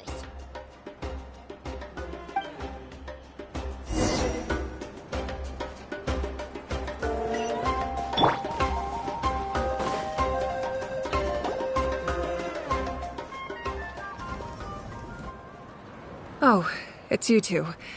As you can see, things are not looking good right now. People across Natlin are in danger. Look, I'm very interested in your recent adventures, but this is not a good time.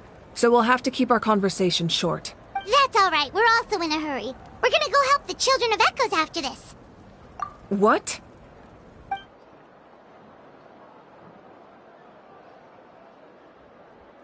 So he thinks my plan is too risky. He thinks I'm being stubborn. I shouldn't underestimate the Fatui's ability to gather intelligence. The Gnosis does have that function, but there's more to the story. I will answer you honestly, but you must help me keep this a secret. I can use the power of the Gnosis to save Natlan, but it comes at a heavy price. The Gnosis would drain all the souls and memories from the Night Kingdom and weave them into a giant net, which would surround the ley lines and protect them against abyssal corrosion. Wait, you can use souls to weave a net? But does that mean... Yes. It means sacrificing those souls in the process. Souls are just another form of life. The cruelty of this method is self-evident. The Night Kingdom not only houses the souls of the dead, but also our memories and legends.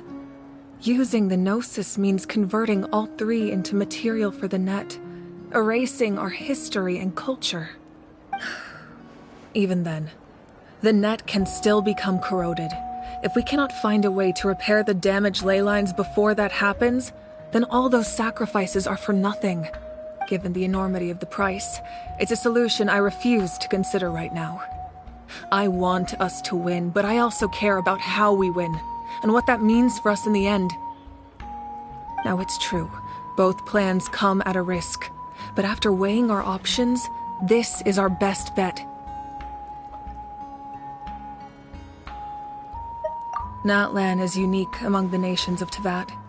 Given the ever-looming threat of the Abyss, the Pyro Archons had to account for the worst-case scenario.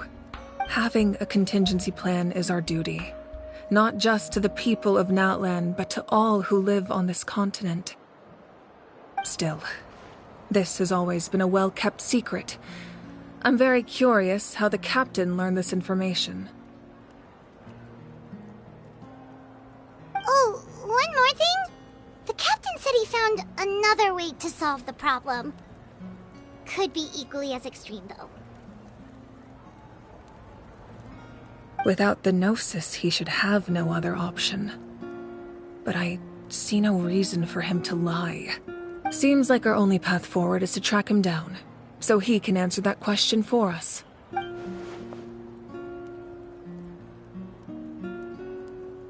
Judging by your expression, you must have doubted me, even if just for a second. Not even a little! We would never... Wait, what are you talking about, Traveler? Just as expected.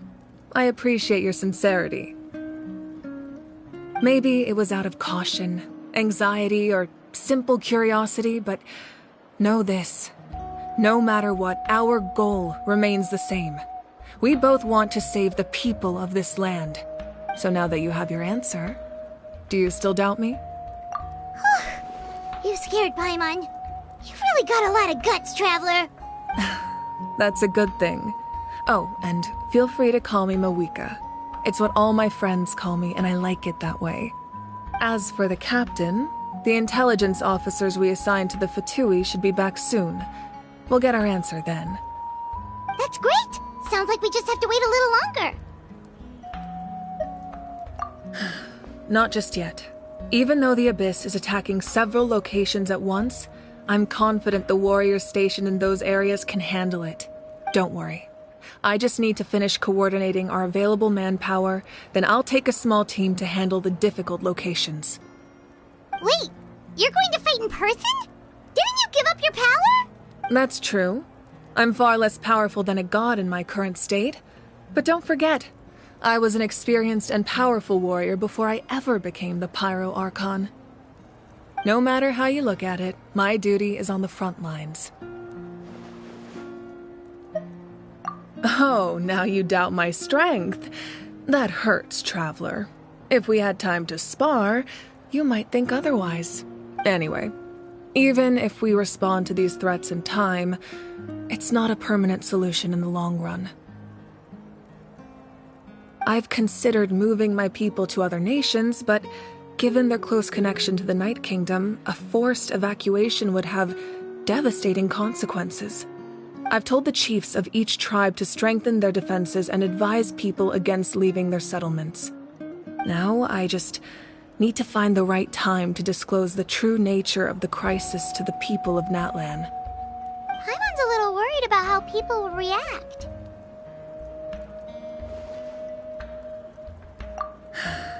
Yes, but that won't be the only response. In any case, that's for me to worry about. I'll let you know when we have more information on the captain. Alright, we should head out. Maybe we can join up with Milani. She can't be too far ahead.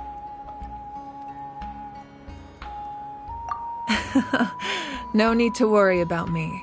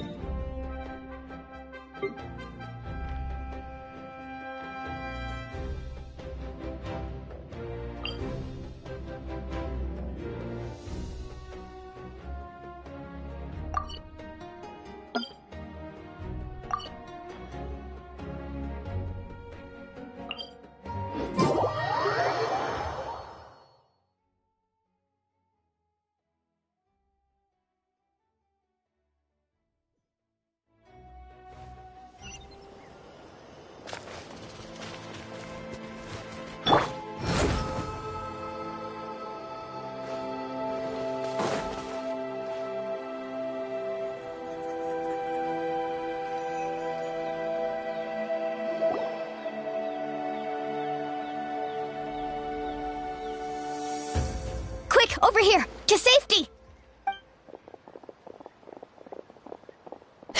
Kachina, how many people do you have left?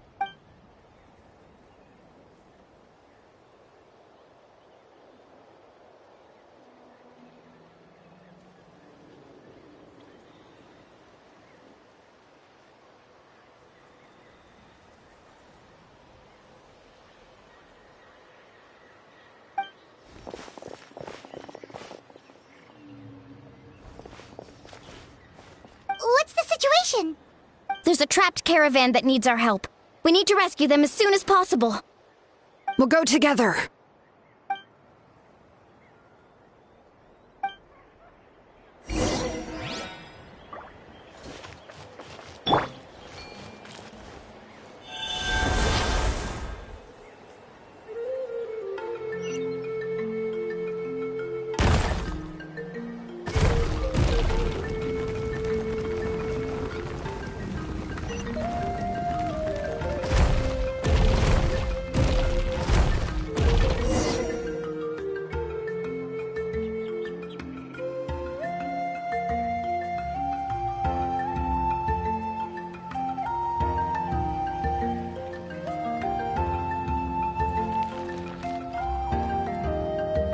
Stay safe. We've got this.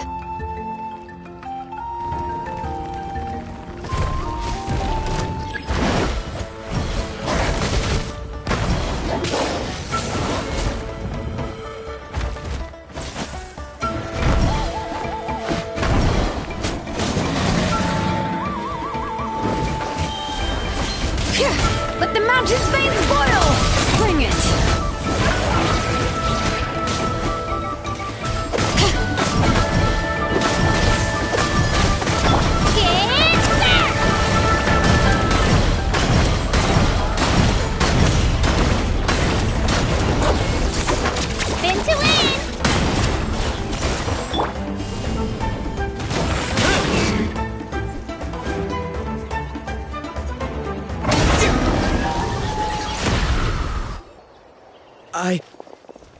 I really thought I was done for.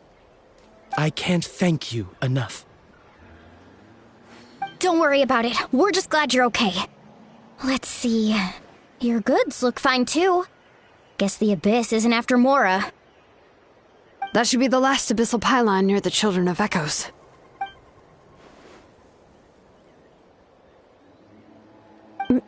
By the way, where's Lolly? I thought she would come with you.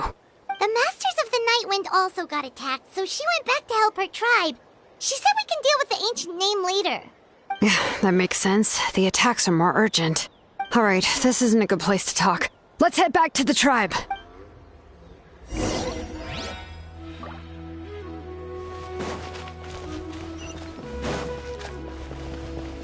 Okay.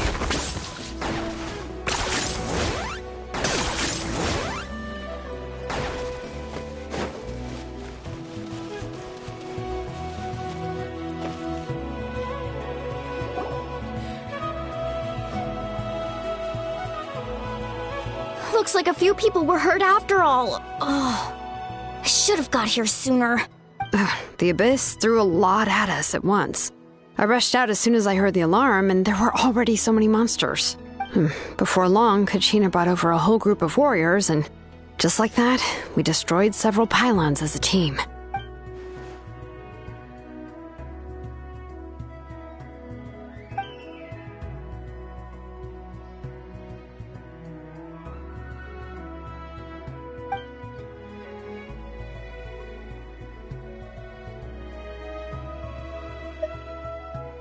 You mean the situation in the Night Kingdom, right? Yeah, I feel the same way. We've managed to keep it a secret all this time, but more and more people are realizing something's wrong. It's impossible not to feel anxious when things are getting worse by the second, and all we can do is wait. That just means we need to buy the Pyro Archon more time. Keep pushing, everyone. Every battle is worth something. You really are an eternal optimist, Mualani. You always find a way to cheer people up. Why, thank you. I guess it's one of my better qualities.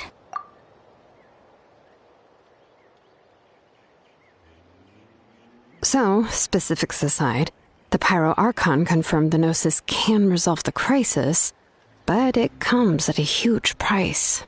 And somehow the captain finds out about it, goes to fight the Pyro Archon, and calls her out for having a solution but refusing to use it. Honestly, if he has the same information as us, I can't really blame him.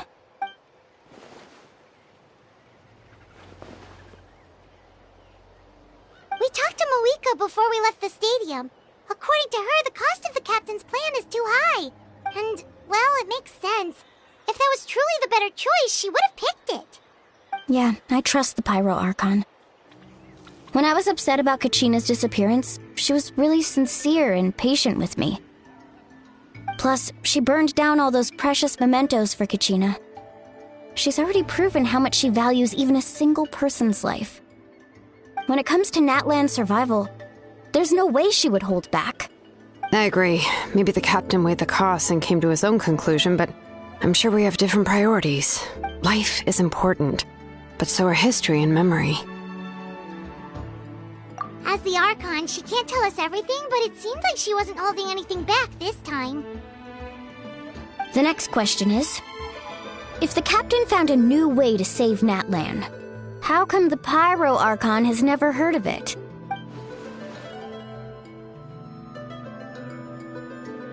This is all super confusing. We still don't have enough information. Once we figure out what the Fatui are doing, we'll have our answer. Let's head back then. Moika said her intelligence officers should return soon. With how many Fatui there are, someone's bound to give something away. Sounds good. I have a few theories of my own. With a bit more information, we just might get to the bottom of the whole thing. I was just about to ask. Count me in. If I was just a bit faster, we could have prevented a few people from getting hurt. People who could help us in the next battle. It's all a chain reaction.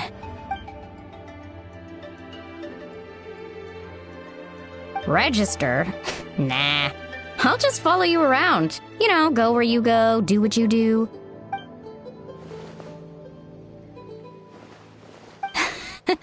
You got it. I just don't want to make the trip back. It's so far. All right. See you all later. Let's get together and celebrate once this is over. Oh, you betcha!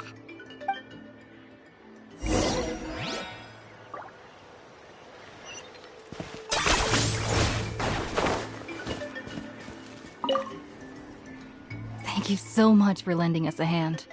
I'm so glad no one got hurt.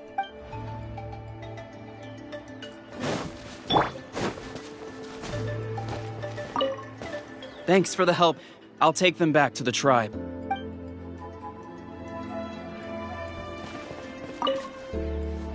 Who knew this would be waiting for us on the other side of the desert? Right? Just when I thought this was going to be an uneventful trip.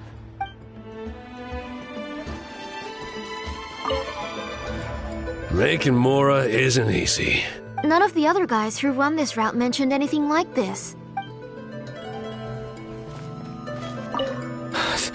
Thank goodness Shilonen showed up. That was a close one. You can say that again. I can't believe this happened. I didn't expect Kachina to save us. She's really coming into her own. Of course, I mean she already won the pilgrimage.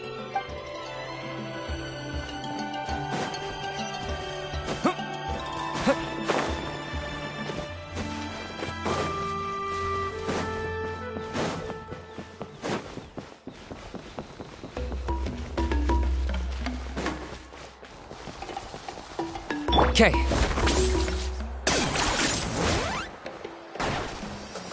Is this really necessary?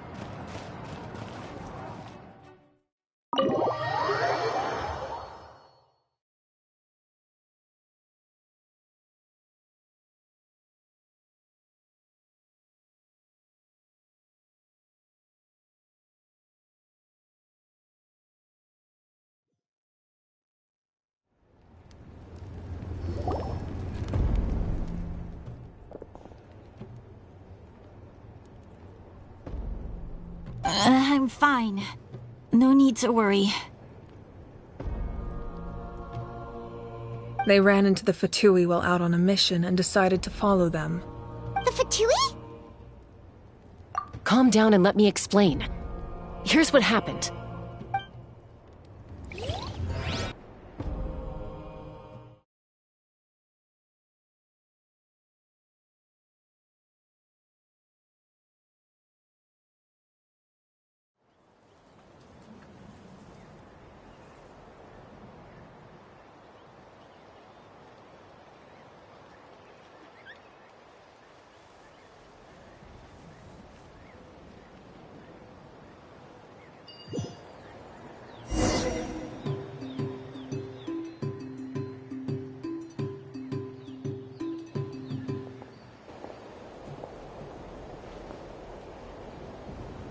Were they attacked by the Abyss? No, wait. It looks like they're protecting a group of travelers. Over there. Do you see? You're right. That's a traveling group from Natlan. Could they be trading for something? Let's keep observing for now. We're glad you're okay. Given the appearance of abyss monsters all over Natlan, you should cancel your journey and seek shelter at the stadium or one of the tribes.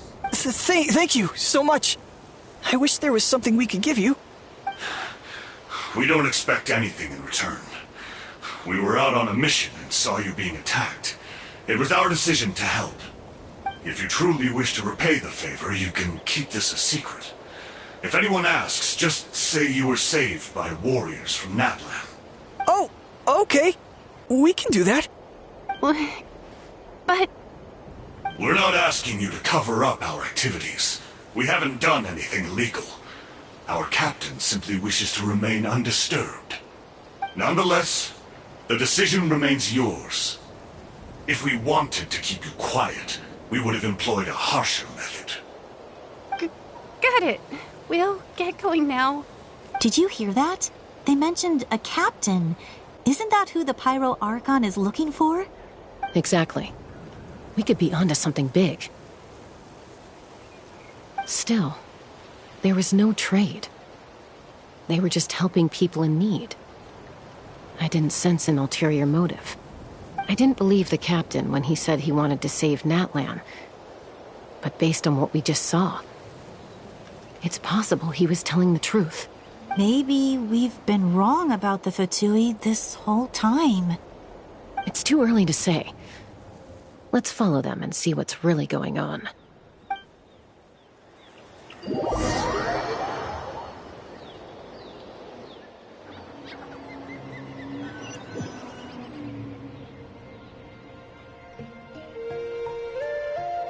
So this is where they were headed.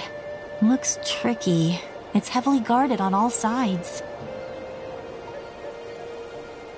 Koichi, wait for me here. I'll go in and check it out. Oh, no you don't. How are you planning to get through all the guards? Look, I can use this terrain to my advantage. With our tribe's special way of getting around, I doubt they'll see me coming.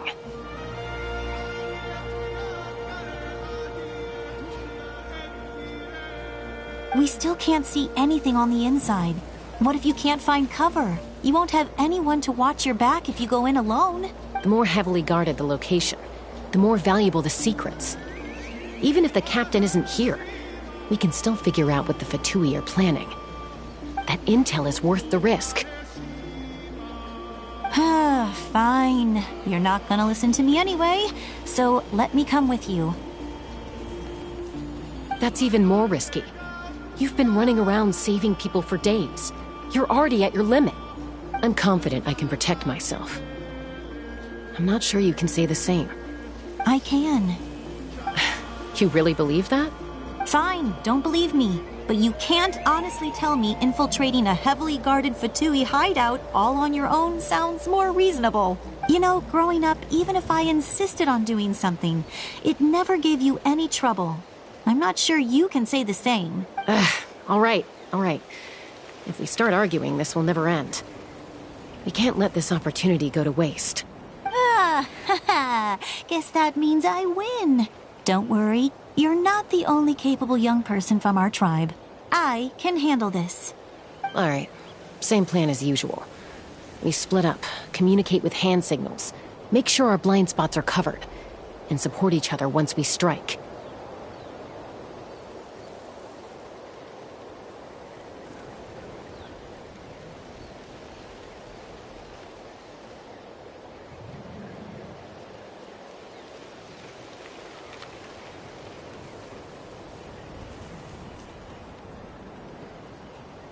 Got your ropes?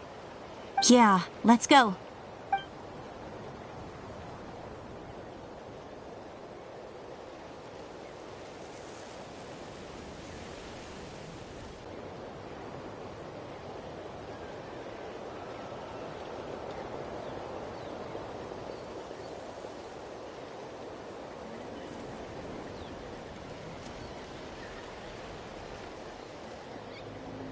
The Fatui have eyes all over this place.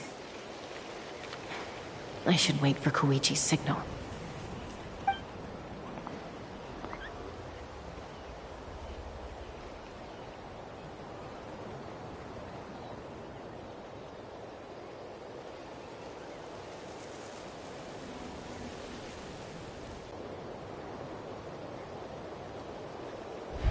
Now.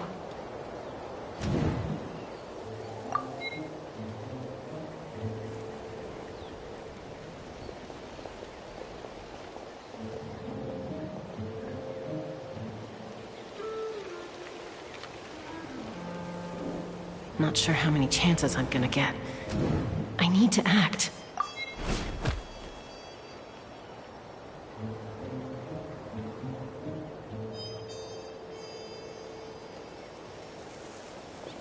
Good. I made it without getting caught. I should get to that platform over there. But it's guarded by the Fatui.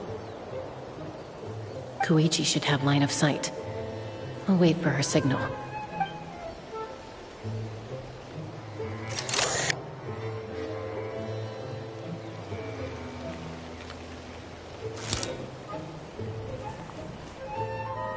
That's it. Now's my chance.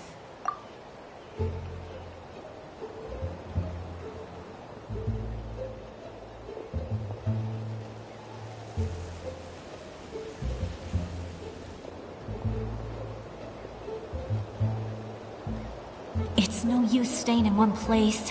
I should keep moving. Looks like Chaska is helping me by keeping an eye on the Fatui movements. I'll wait for her signal.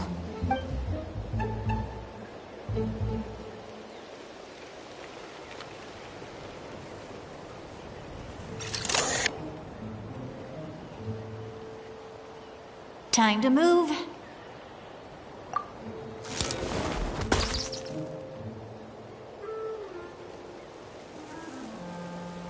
Whew, that was close. Almost got caught. Probably can't make it over in one go. I'll wait for my next chance. Now's my chance.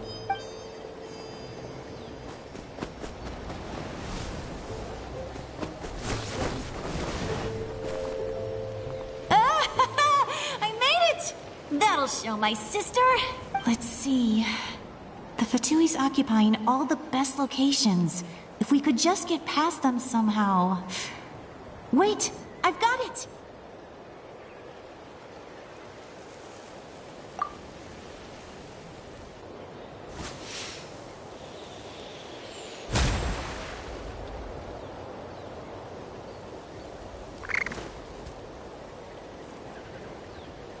Huh? What's that noise? Did something explode? Oh! It stinks! What the heck is that? What do you think you're doing? I could ask you the same thing! Good, they're arguing. Looks like they just needed an excuse. They've probably had enough of this job already. The people on the hill over there left to help their comrades. This is our chance.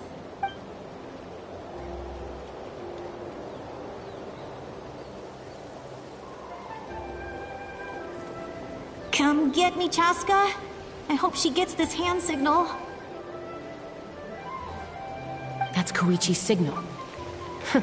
Smart idea. Alright, time to move.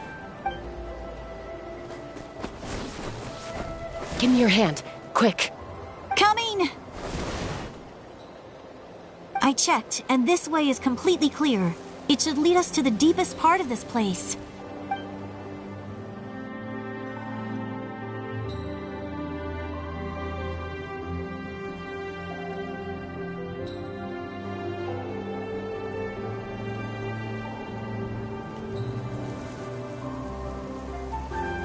Well, I was pretty helpful, right? You know, everyone usually jumps at the chance to work with me.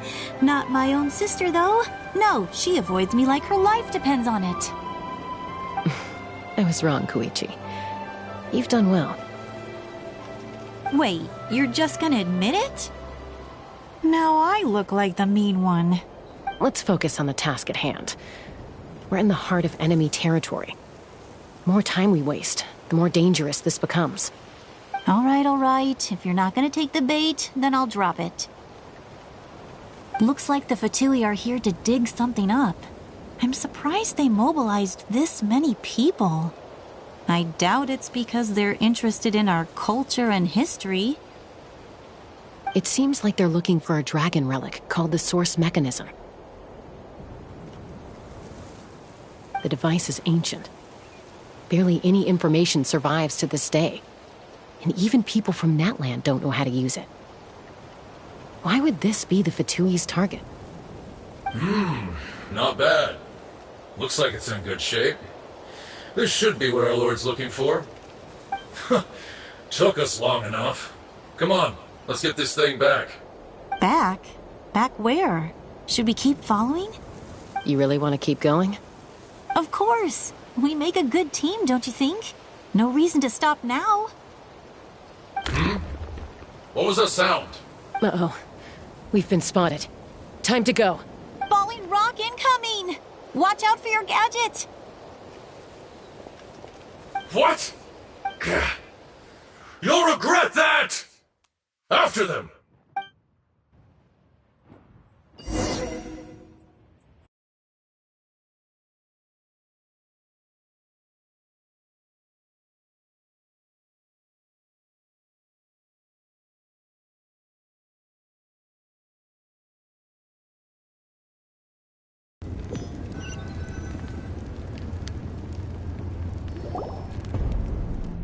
Once we got them off our tail, we went back to observe some more. They'd collected several identical pieces of something. It looked like they were waiting, though. So we decided to come back. So, Koichi got injured trying to get them off your tail? She pushed herself too hard and collapsed on the way back to the stadium. Well, I didn't cause you any trouble while we were fighting, right? So my perfect record remains. You've done very well. I could make a comment on knowing your limits, but it's not my place. I know. I'm already reflecting on my actions. So, our current intel suggests the Fatui is after the Source Mechanism. The device is a complete mystery, even to us. What does the captain want with it? I have no idea. But it's safe to assume the device could serve a similar purpose to the Gnosis. Shilonen, I need you to gather every scholar in Natlan familiar with the secret source. I'll get right on it. Thank you both for your hard work. Koichi, it's time for you to get some rest. Oh, and there are gifts from your patients waiting at the speaker's chamber. I've prepared a small gift of my own as a token of gratitude. I'll send it to your home along with the others. My patients. That's so nice of them. Guess that means I'm doing something right. You don't need to give us anything, Archon. We were just doing our duty for Natlan. I should take Koichi home now. Well, if Koichi doesn't want her favorite Saurus crackers, then... I accept. Thank you, Archon. What am I gonna do with you? There's some for the rest of you as well. They're one of my favorites too, so don't be shy. I'll start investigating the Source Mechanism right away. If I learn anything, you'll be the first to know. Yummy snacks!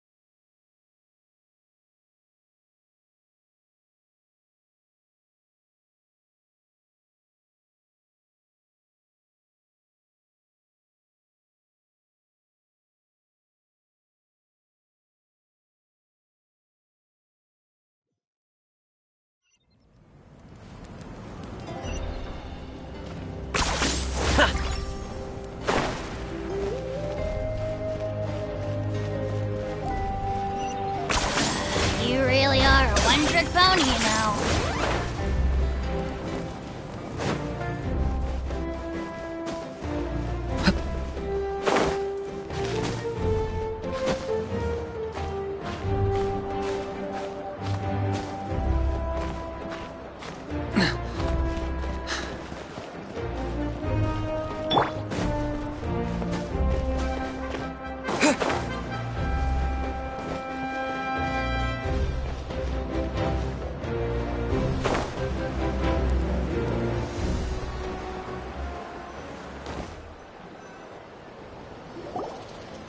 What's next for you two? I'm taking Koichi home. With our parents there to keep an eye on her, I can make sure she actually rests. Hey, it's not like I'm some kind of prisoner. I'll be fine in a day or two. There's no need to go all the way home. That's what you always say. Everything's no big deal until you collapse. What if the Abyss attacks again? You're saying if I let you rest in a hotel, you're not gonna rush out the minute you hear the alarm? I won't. Triple promise I won't. Mm-hmm.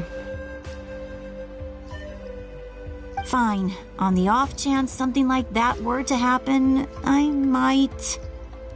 But I'm a doctor. I have a duty to help people in need, no matter how hard or tiring the work gets.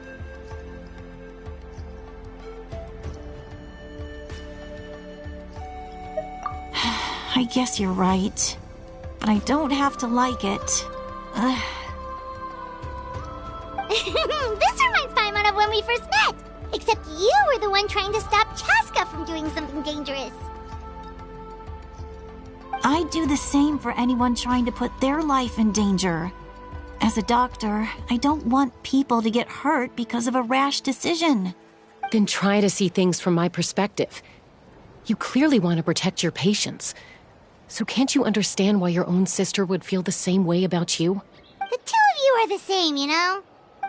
I disagree. I understand the risks and costs of my decisions. Who wants to be like her? Overconfident, always making excuses when things go wrong. That's just not true. You think I don't have proof? Okay, don't get into another fight. Just pretend Paimon never said anything. Don't worry, Paimon. You didn't do anything wrong. Arguing is just how we communicate. Neither of us really takes it to heart. Plus, I guess we are similar in some ways. Maybe I rush into things without thinking, but I learned that from her. We're family. I can't help it if my older sister is a bad influence. Okay, you don't have to put it that way. So, you're all good now? Neither of us are really the type to back down, so we'll always have our differences. But still, we get along in our own way. Plus, I know you'll wake up one day and realize I was right all along. I just need to wait. Be my guest. Come on, let's get you home. See you later, Traveler and Paimon. I'll be back once everything's settled at home. There's no rush. At least grab a nice meal with your family. Bye, you two. Take care of yourselves out there.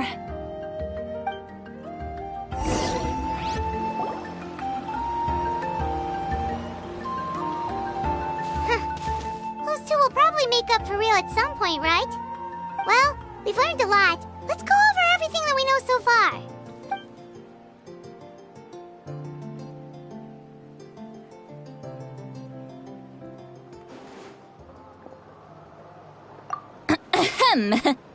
Sorry for popping up out of nowhere.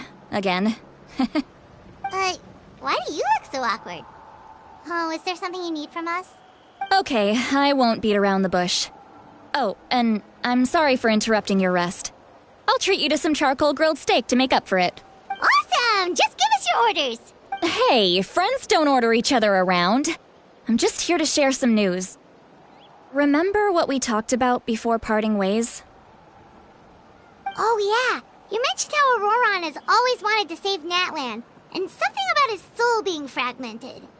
Paimon and the Traveler discussed it after you left, and we think Auroron is probably back with the Captain. What do you think? I agree with your hypothesis. And just now, I confirmed it myself. Auroron came back. He helped the Masters of the Nightwind defend our camp. What? He came back? I told him to give up whatever he's doing, but he refused. He said they're just one step away from success, so there's no way he can back out now. Apparently, he came back to fulfill his duty to our tribe. When he left, he said it was because he still has a duty to Natlan as a whole. I'm not surprised you let him go at all. I had to prioritize my tribe. Besides, the situation was intense. I couldn't focus on outside and inside threats at the same time. Plus, he was on guard.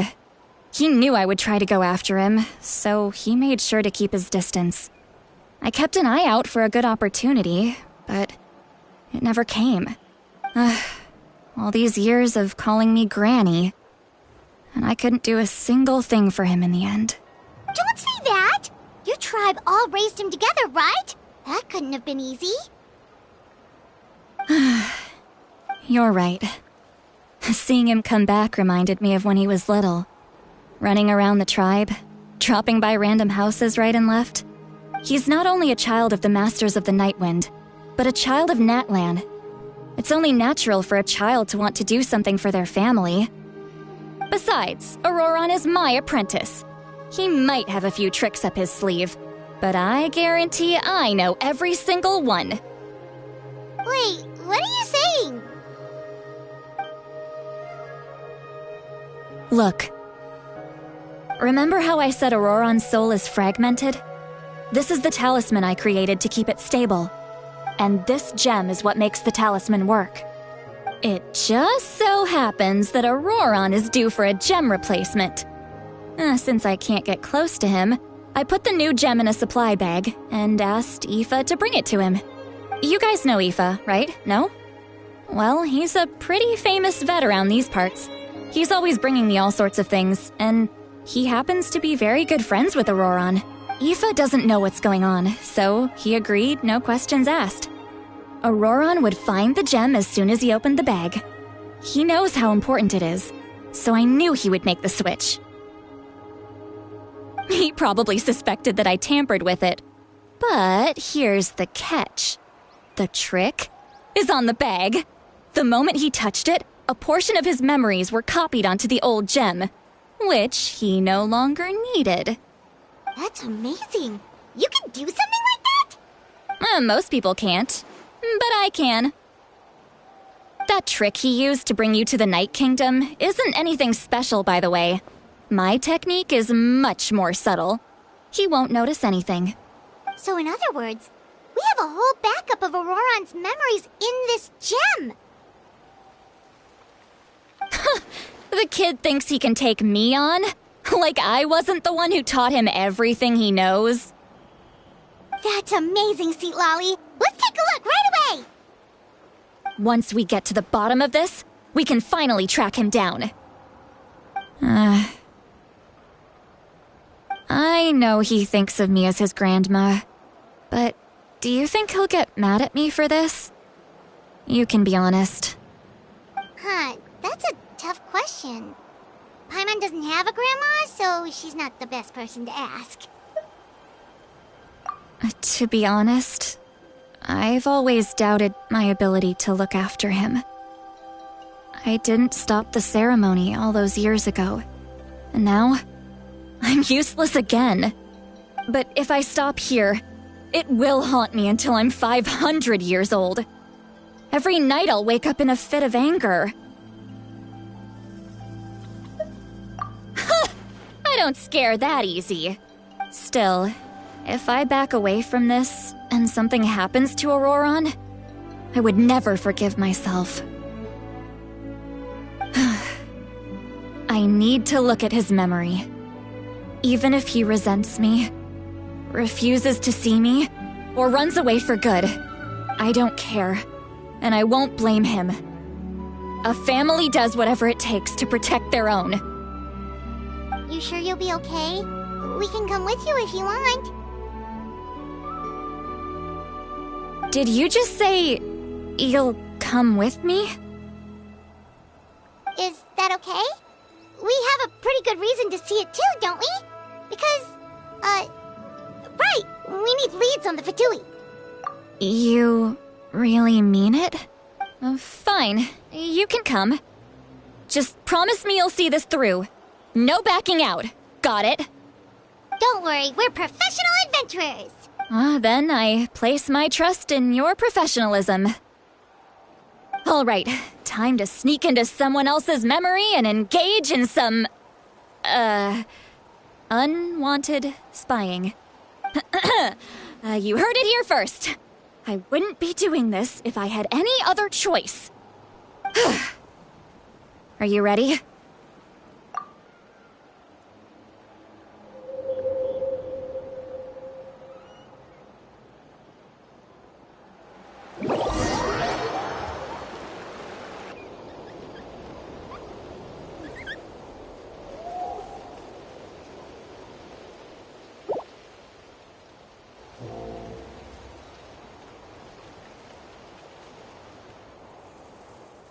Look how good you're doing. You'll grow into nice big radishes in the future. And you? Aoife says you're taking up too much space, but I think you're a good tree. What do you think? Hey! How's it going, Auroron? Good. How are you, Uncle Okanbi? Can't complain. What you up to? Naming your vegetables again? No, just some idle conversation. Sounds fascinating. What did they say? They told me you were coming and that you would take some produce with you.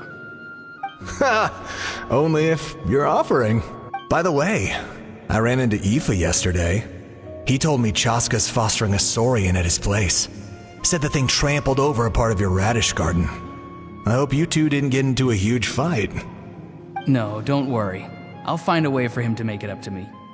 I've already wrapped your share of the produce. Here you go. You really knew I was coming. That's pretty amazing. Light up the smoke and you can see the path through the shadows. That's what everyone says. Hey, have you seen that strange group of people that just appeared out of nowhere? Appeared out of nowhere? I don't think so. It's the Fatui. Their leader seems like a big deal. He didn't bring many men with him, but they're all elite warriors. It seems like they're looking for someone, but I wouldn't go around asking too many questions. If you run into them, be careful.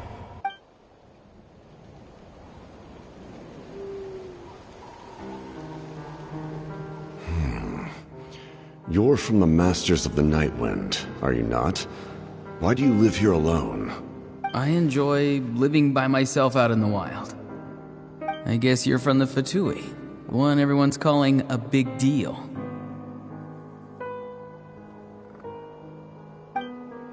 Not an inaccurate description. I'm looking for someone who may be known to you. Citlali is her name. Granny? What does an outland... I've heard the name. You have business with her? There's no point to further questioning if you insist on hiding things from me. I shall seek answers elsewhere. Oh, he could tell I was lying, and now he's leaving? He gave up just like that? Hey! At least tell me why you're looking for Citlali. It's none of your concern. I have my own means of tracking her down.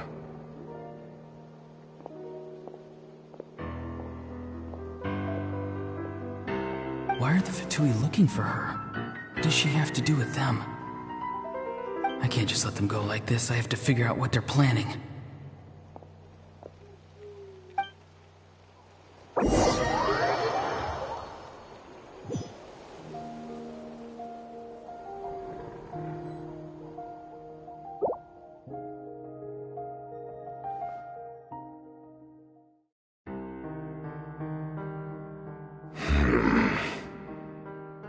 They've just been studying the ley lines and asking for leads on Granny. I can definitely rule out some sort of invasion. The situation has seen no true improvement. The Pyro Archon did not fulfill her promise. My lord! Ignore him. He is no threat. He knows I'm following him, but he doesn't seem to care. He's strong, I can tell. But there's something unusual about him and also familiar in some way. I can't describe it. What is it? My lord, I feel dizzy. A ley line disturbance. Certain presences have been forced to wander outside their rightful realm.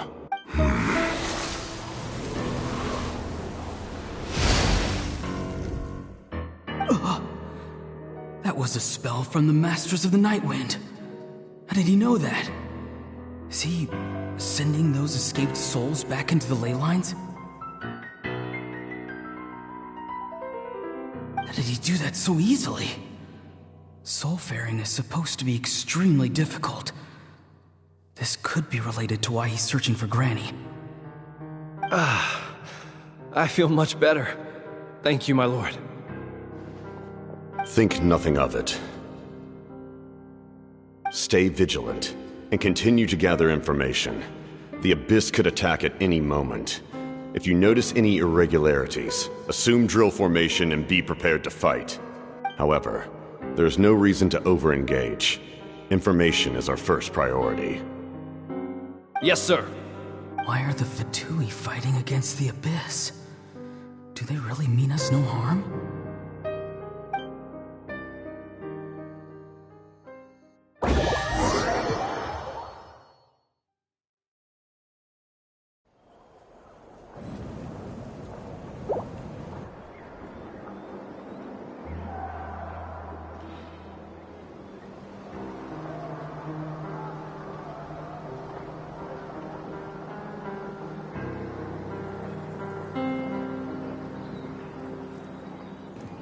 I've been following him this whole time and still they ignore me? Do they really not care? It seems like his subordinates referred to him as the captain. Never heard of him before. And now he's headed to the stadium. That's unusual. Oh, what is he gonna do? You two, with me. Everyone else, wait here as instructed. Send word to the other teams to retreat immediately if this fails. Yes, sir! He's going inside? But the Pyro Archon is in there.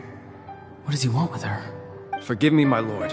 Allow me to check one more time. Do you truly wish to do this? The time for idle observation is over. It now falls on me to act. This nation is out of time. Yes, sir.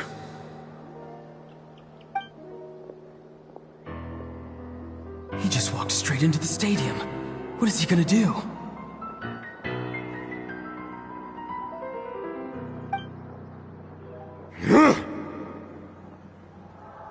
They're both incredibly strong. How long will they have to fight until someone comes out on top?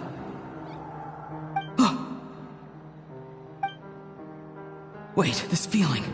Just like the other day near the ley lines, it's faint, like a soul's trying to escape. Where is it coming from? Is that why he's looking for Granny? If he dies here, then all clues will be lost. I can't let that happen.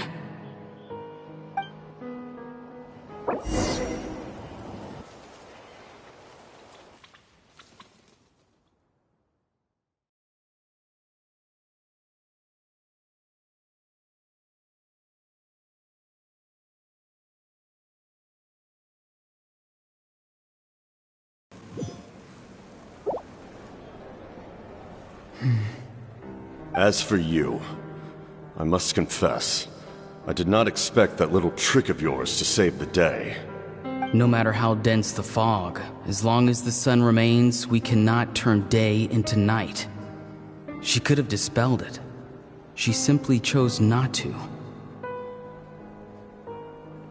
You don't have much time, and you're injured on top of that. What do you plan to do next? I'm beginning to see just how useful you may turn out to be. You heard something from here, didn't you?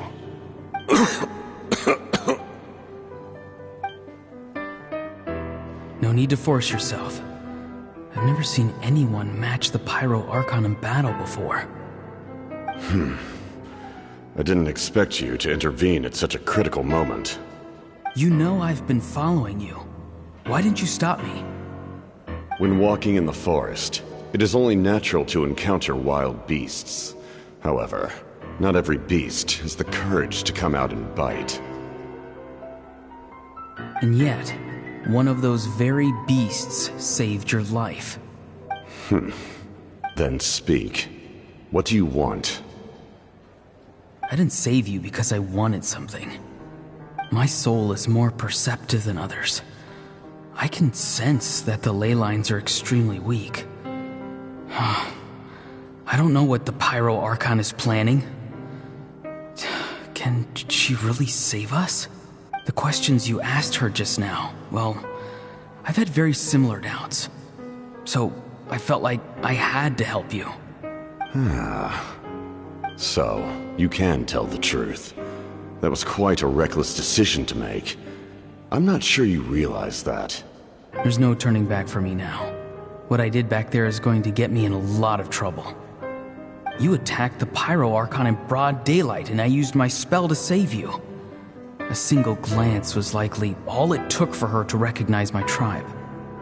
So, we're in the same boat. Seem to care little for my thoughts on the matter. It's too late for that. Start from the beginning. Why are you looking for Citlali? Do you know her? Explain your relation to her first. I know you two are acquainted. It was obvious the moment I mentioned her name. Citlali is my elder and my teacher. She taught me everything I know. It's my duty to protect her. If you truly wish to protect her, you should have let me perish at the Pyro Archon's hand. Yet, you chose otherwise. Do I really need to tell you what that means? I want to do something to change Natlan for the better. Something I can accomplish with my own two hands. You're stranger than anyone I've ever met. But maybe, just maybe, you can show me the way. Strange? Citlali is said to be the legendary Granny Eastly, someone capable of communicating with the Wyab, and the Wyab are the key to information on the Night Kingdom. Why do you need knowledge on the Night Kingdom? That is not something you need to know. Don't forget, I saved your life. Do you not believe the Fatui capable of betraying a debt? People can lie, but souls cannot. I can tell there's a weight to your soul, a sense of justice. You may not live among your tribe, but you certainly know their tricks. I apologize for my rash judgment. You are more capable than I imagined. Let's go. We'll see if you have what it takes to join my plan.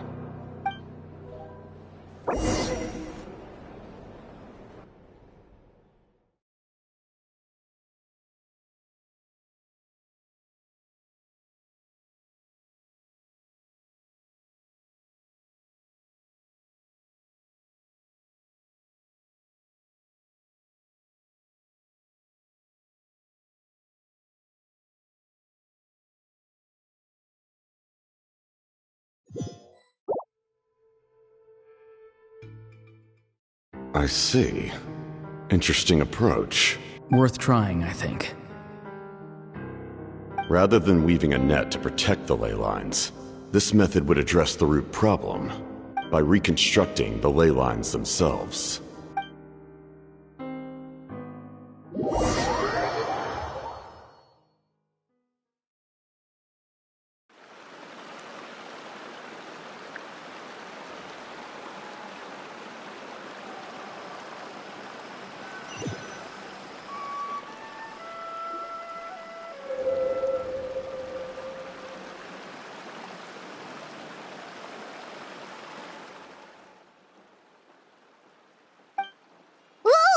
Traveler, Paimon. Are you two alright? Paimon's fine, just, a little dizzy. Of course. I'm so mad at him. After After everything, he still can't let go of the past. For some reason, he thinks he owes something to the people who cared for him. Stubborn, self-righteous fool. Where's that gonna get him? Now that he's all grown up, he thinks no one can tell him what to do? He thinks he can just run away whenever he wants. I'll show him. If he tries to run one more time, he's got another thing coming. Maybe stubbornness runs in the family. Like grandmother, like grandson, as they say. Is that supposed to be a compliment? Huh, that kid's got nothing on me. Anyway, back to what we just saw. I don't even know what to make of it. Yeah, the captain seriously wants to reconstruct the ley lines? What does it even mean? Something like the loom of fate, maybe? But how does that help with the abyss? The loom of fate? It's kinda hard to explain. Basically, it's a device from Conrio that has unbelievable power. Anyway, if he really wants to manipulate the ley lines, everyone in Natlan will be affected. Oh, this is big.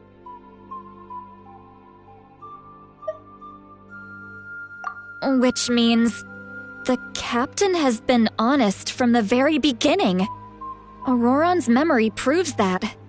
Why is he so obsessed with saving Natlan? Oh, we've got to tell Moeka about this right away. Yes, she needs to know about this. Now.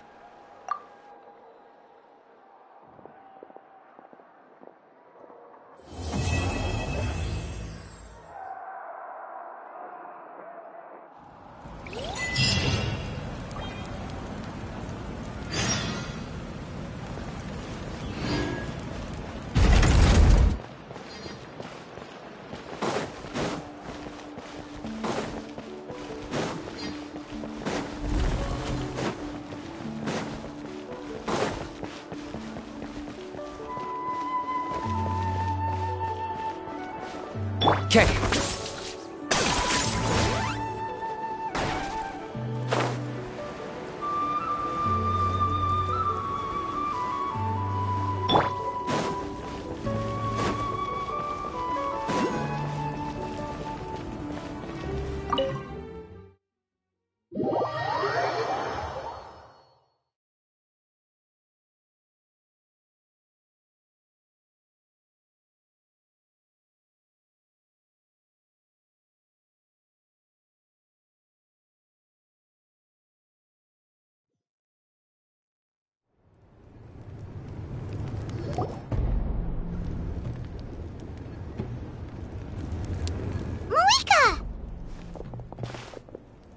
Traveler, Paimon Sitlali. Perfect timing.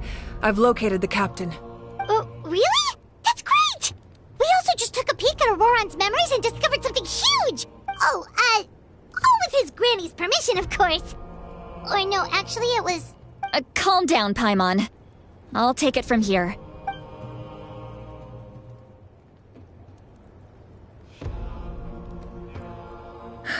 So the captain was searching for the source mechanism to reconstruct the ley lines. If his plan is already in motion, that means he knows exactly how to accomplish his goal. We have to stop him. Is reconstructing the ley lines a bad thing? Yes. It's not a simple fix. It would mean sacrificing nearly everything contained within the current ley lines, very similar to the price of using a gnosis. If he activates the mechanism, it's all over. We need to mobilize our forces as soon as possible. But what forces do we have? Kanich, Shilonen, you two, and myself. All other warriors are working to push back the abyss on the front lines. But that's barely any people! Not to mention you lost your power, and they've got the captain on their side! Oh, maybe we really should get Sitlali to break Auroron's legs. That won't help us with the captain, I'm afraid. In any case, the Masters of the Nightwind are in urgent need of manpower. Sitlali, I was hoping you could head back and help defend the tribe. All right. I understand where I'm needed. I'll head out right away. Don't worry about your grandson. We'll figure something out for sure. I'll leave him to you all then. Alright, back to the matter at hand. I don't believe defeating the captain needs to be our ultimate goal. Let me grab Shilonen and Kanich, then I'll tell you my idea.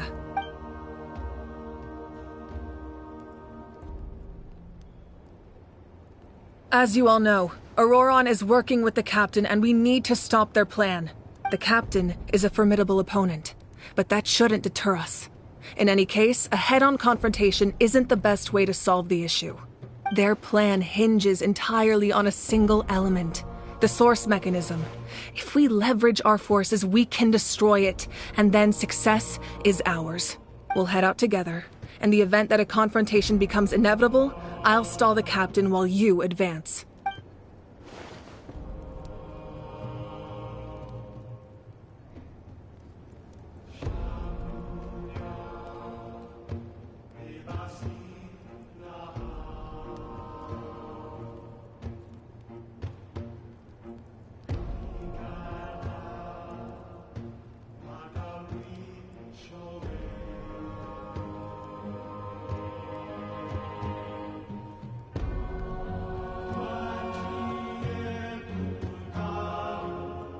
I agree with Kanich. The two of us can handle it. Listen to my plan first. Kanich, I want you and Ahau to launch an assault from the front and break through the Fatui defenses. The captain won't be on the front lines. As a seasoned warrior, he'll be stationed in close proximity to the device to ensure its protection.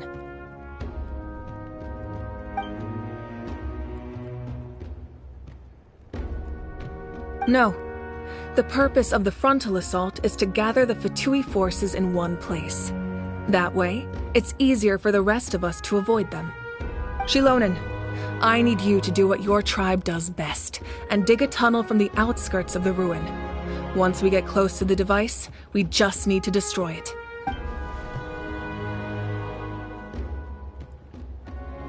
Exactly. The Traveler and I will join her as well. No one can create a distraction better than you, Kanich, not even myself. By combining our strengths, we just might manage to break through the captain's defenses. Understood. Then we should, head out now. Just promise us you won't do anything reckless. You cannot face the captain straight on unless you have no other choice. You mean everything to us. Losing you would be the worst possible outcome. Thank you, everyone. You have my word. I'll proceed with caution.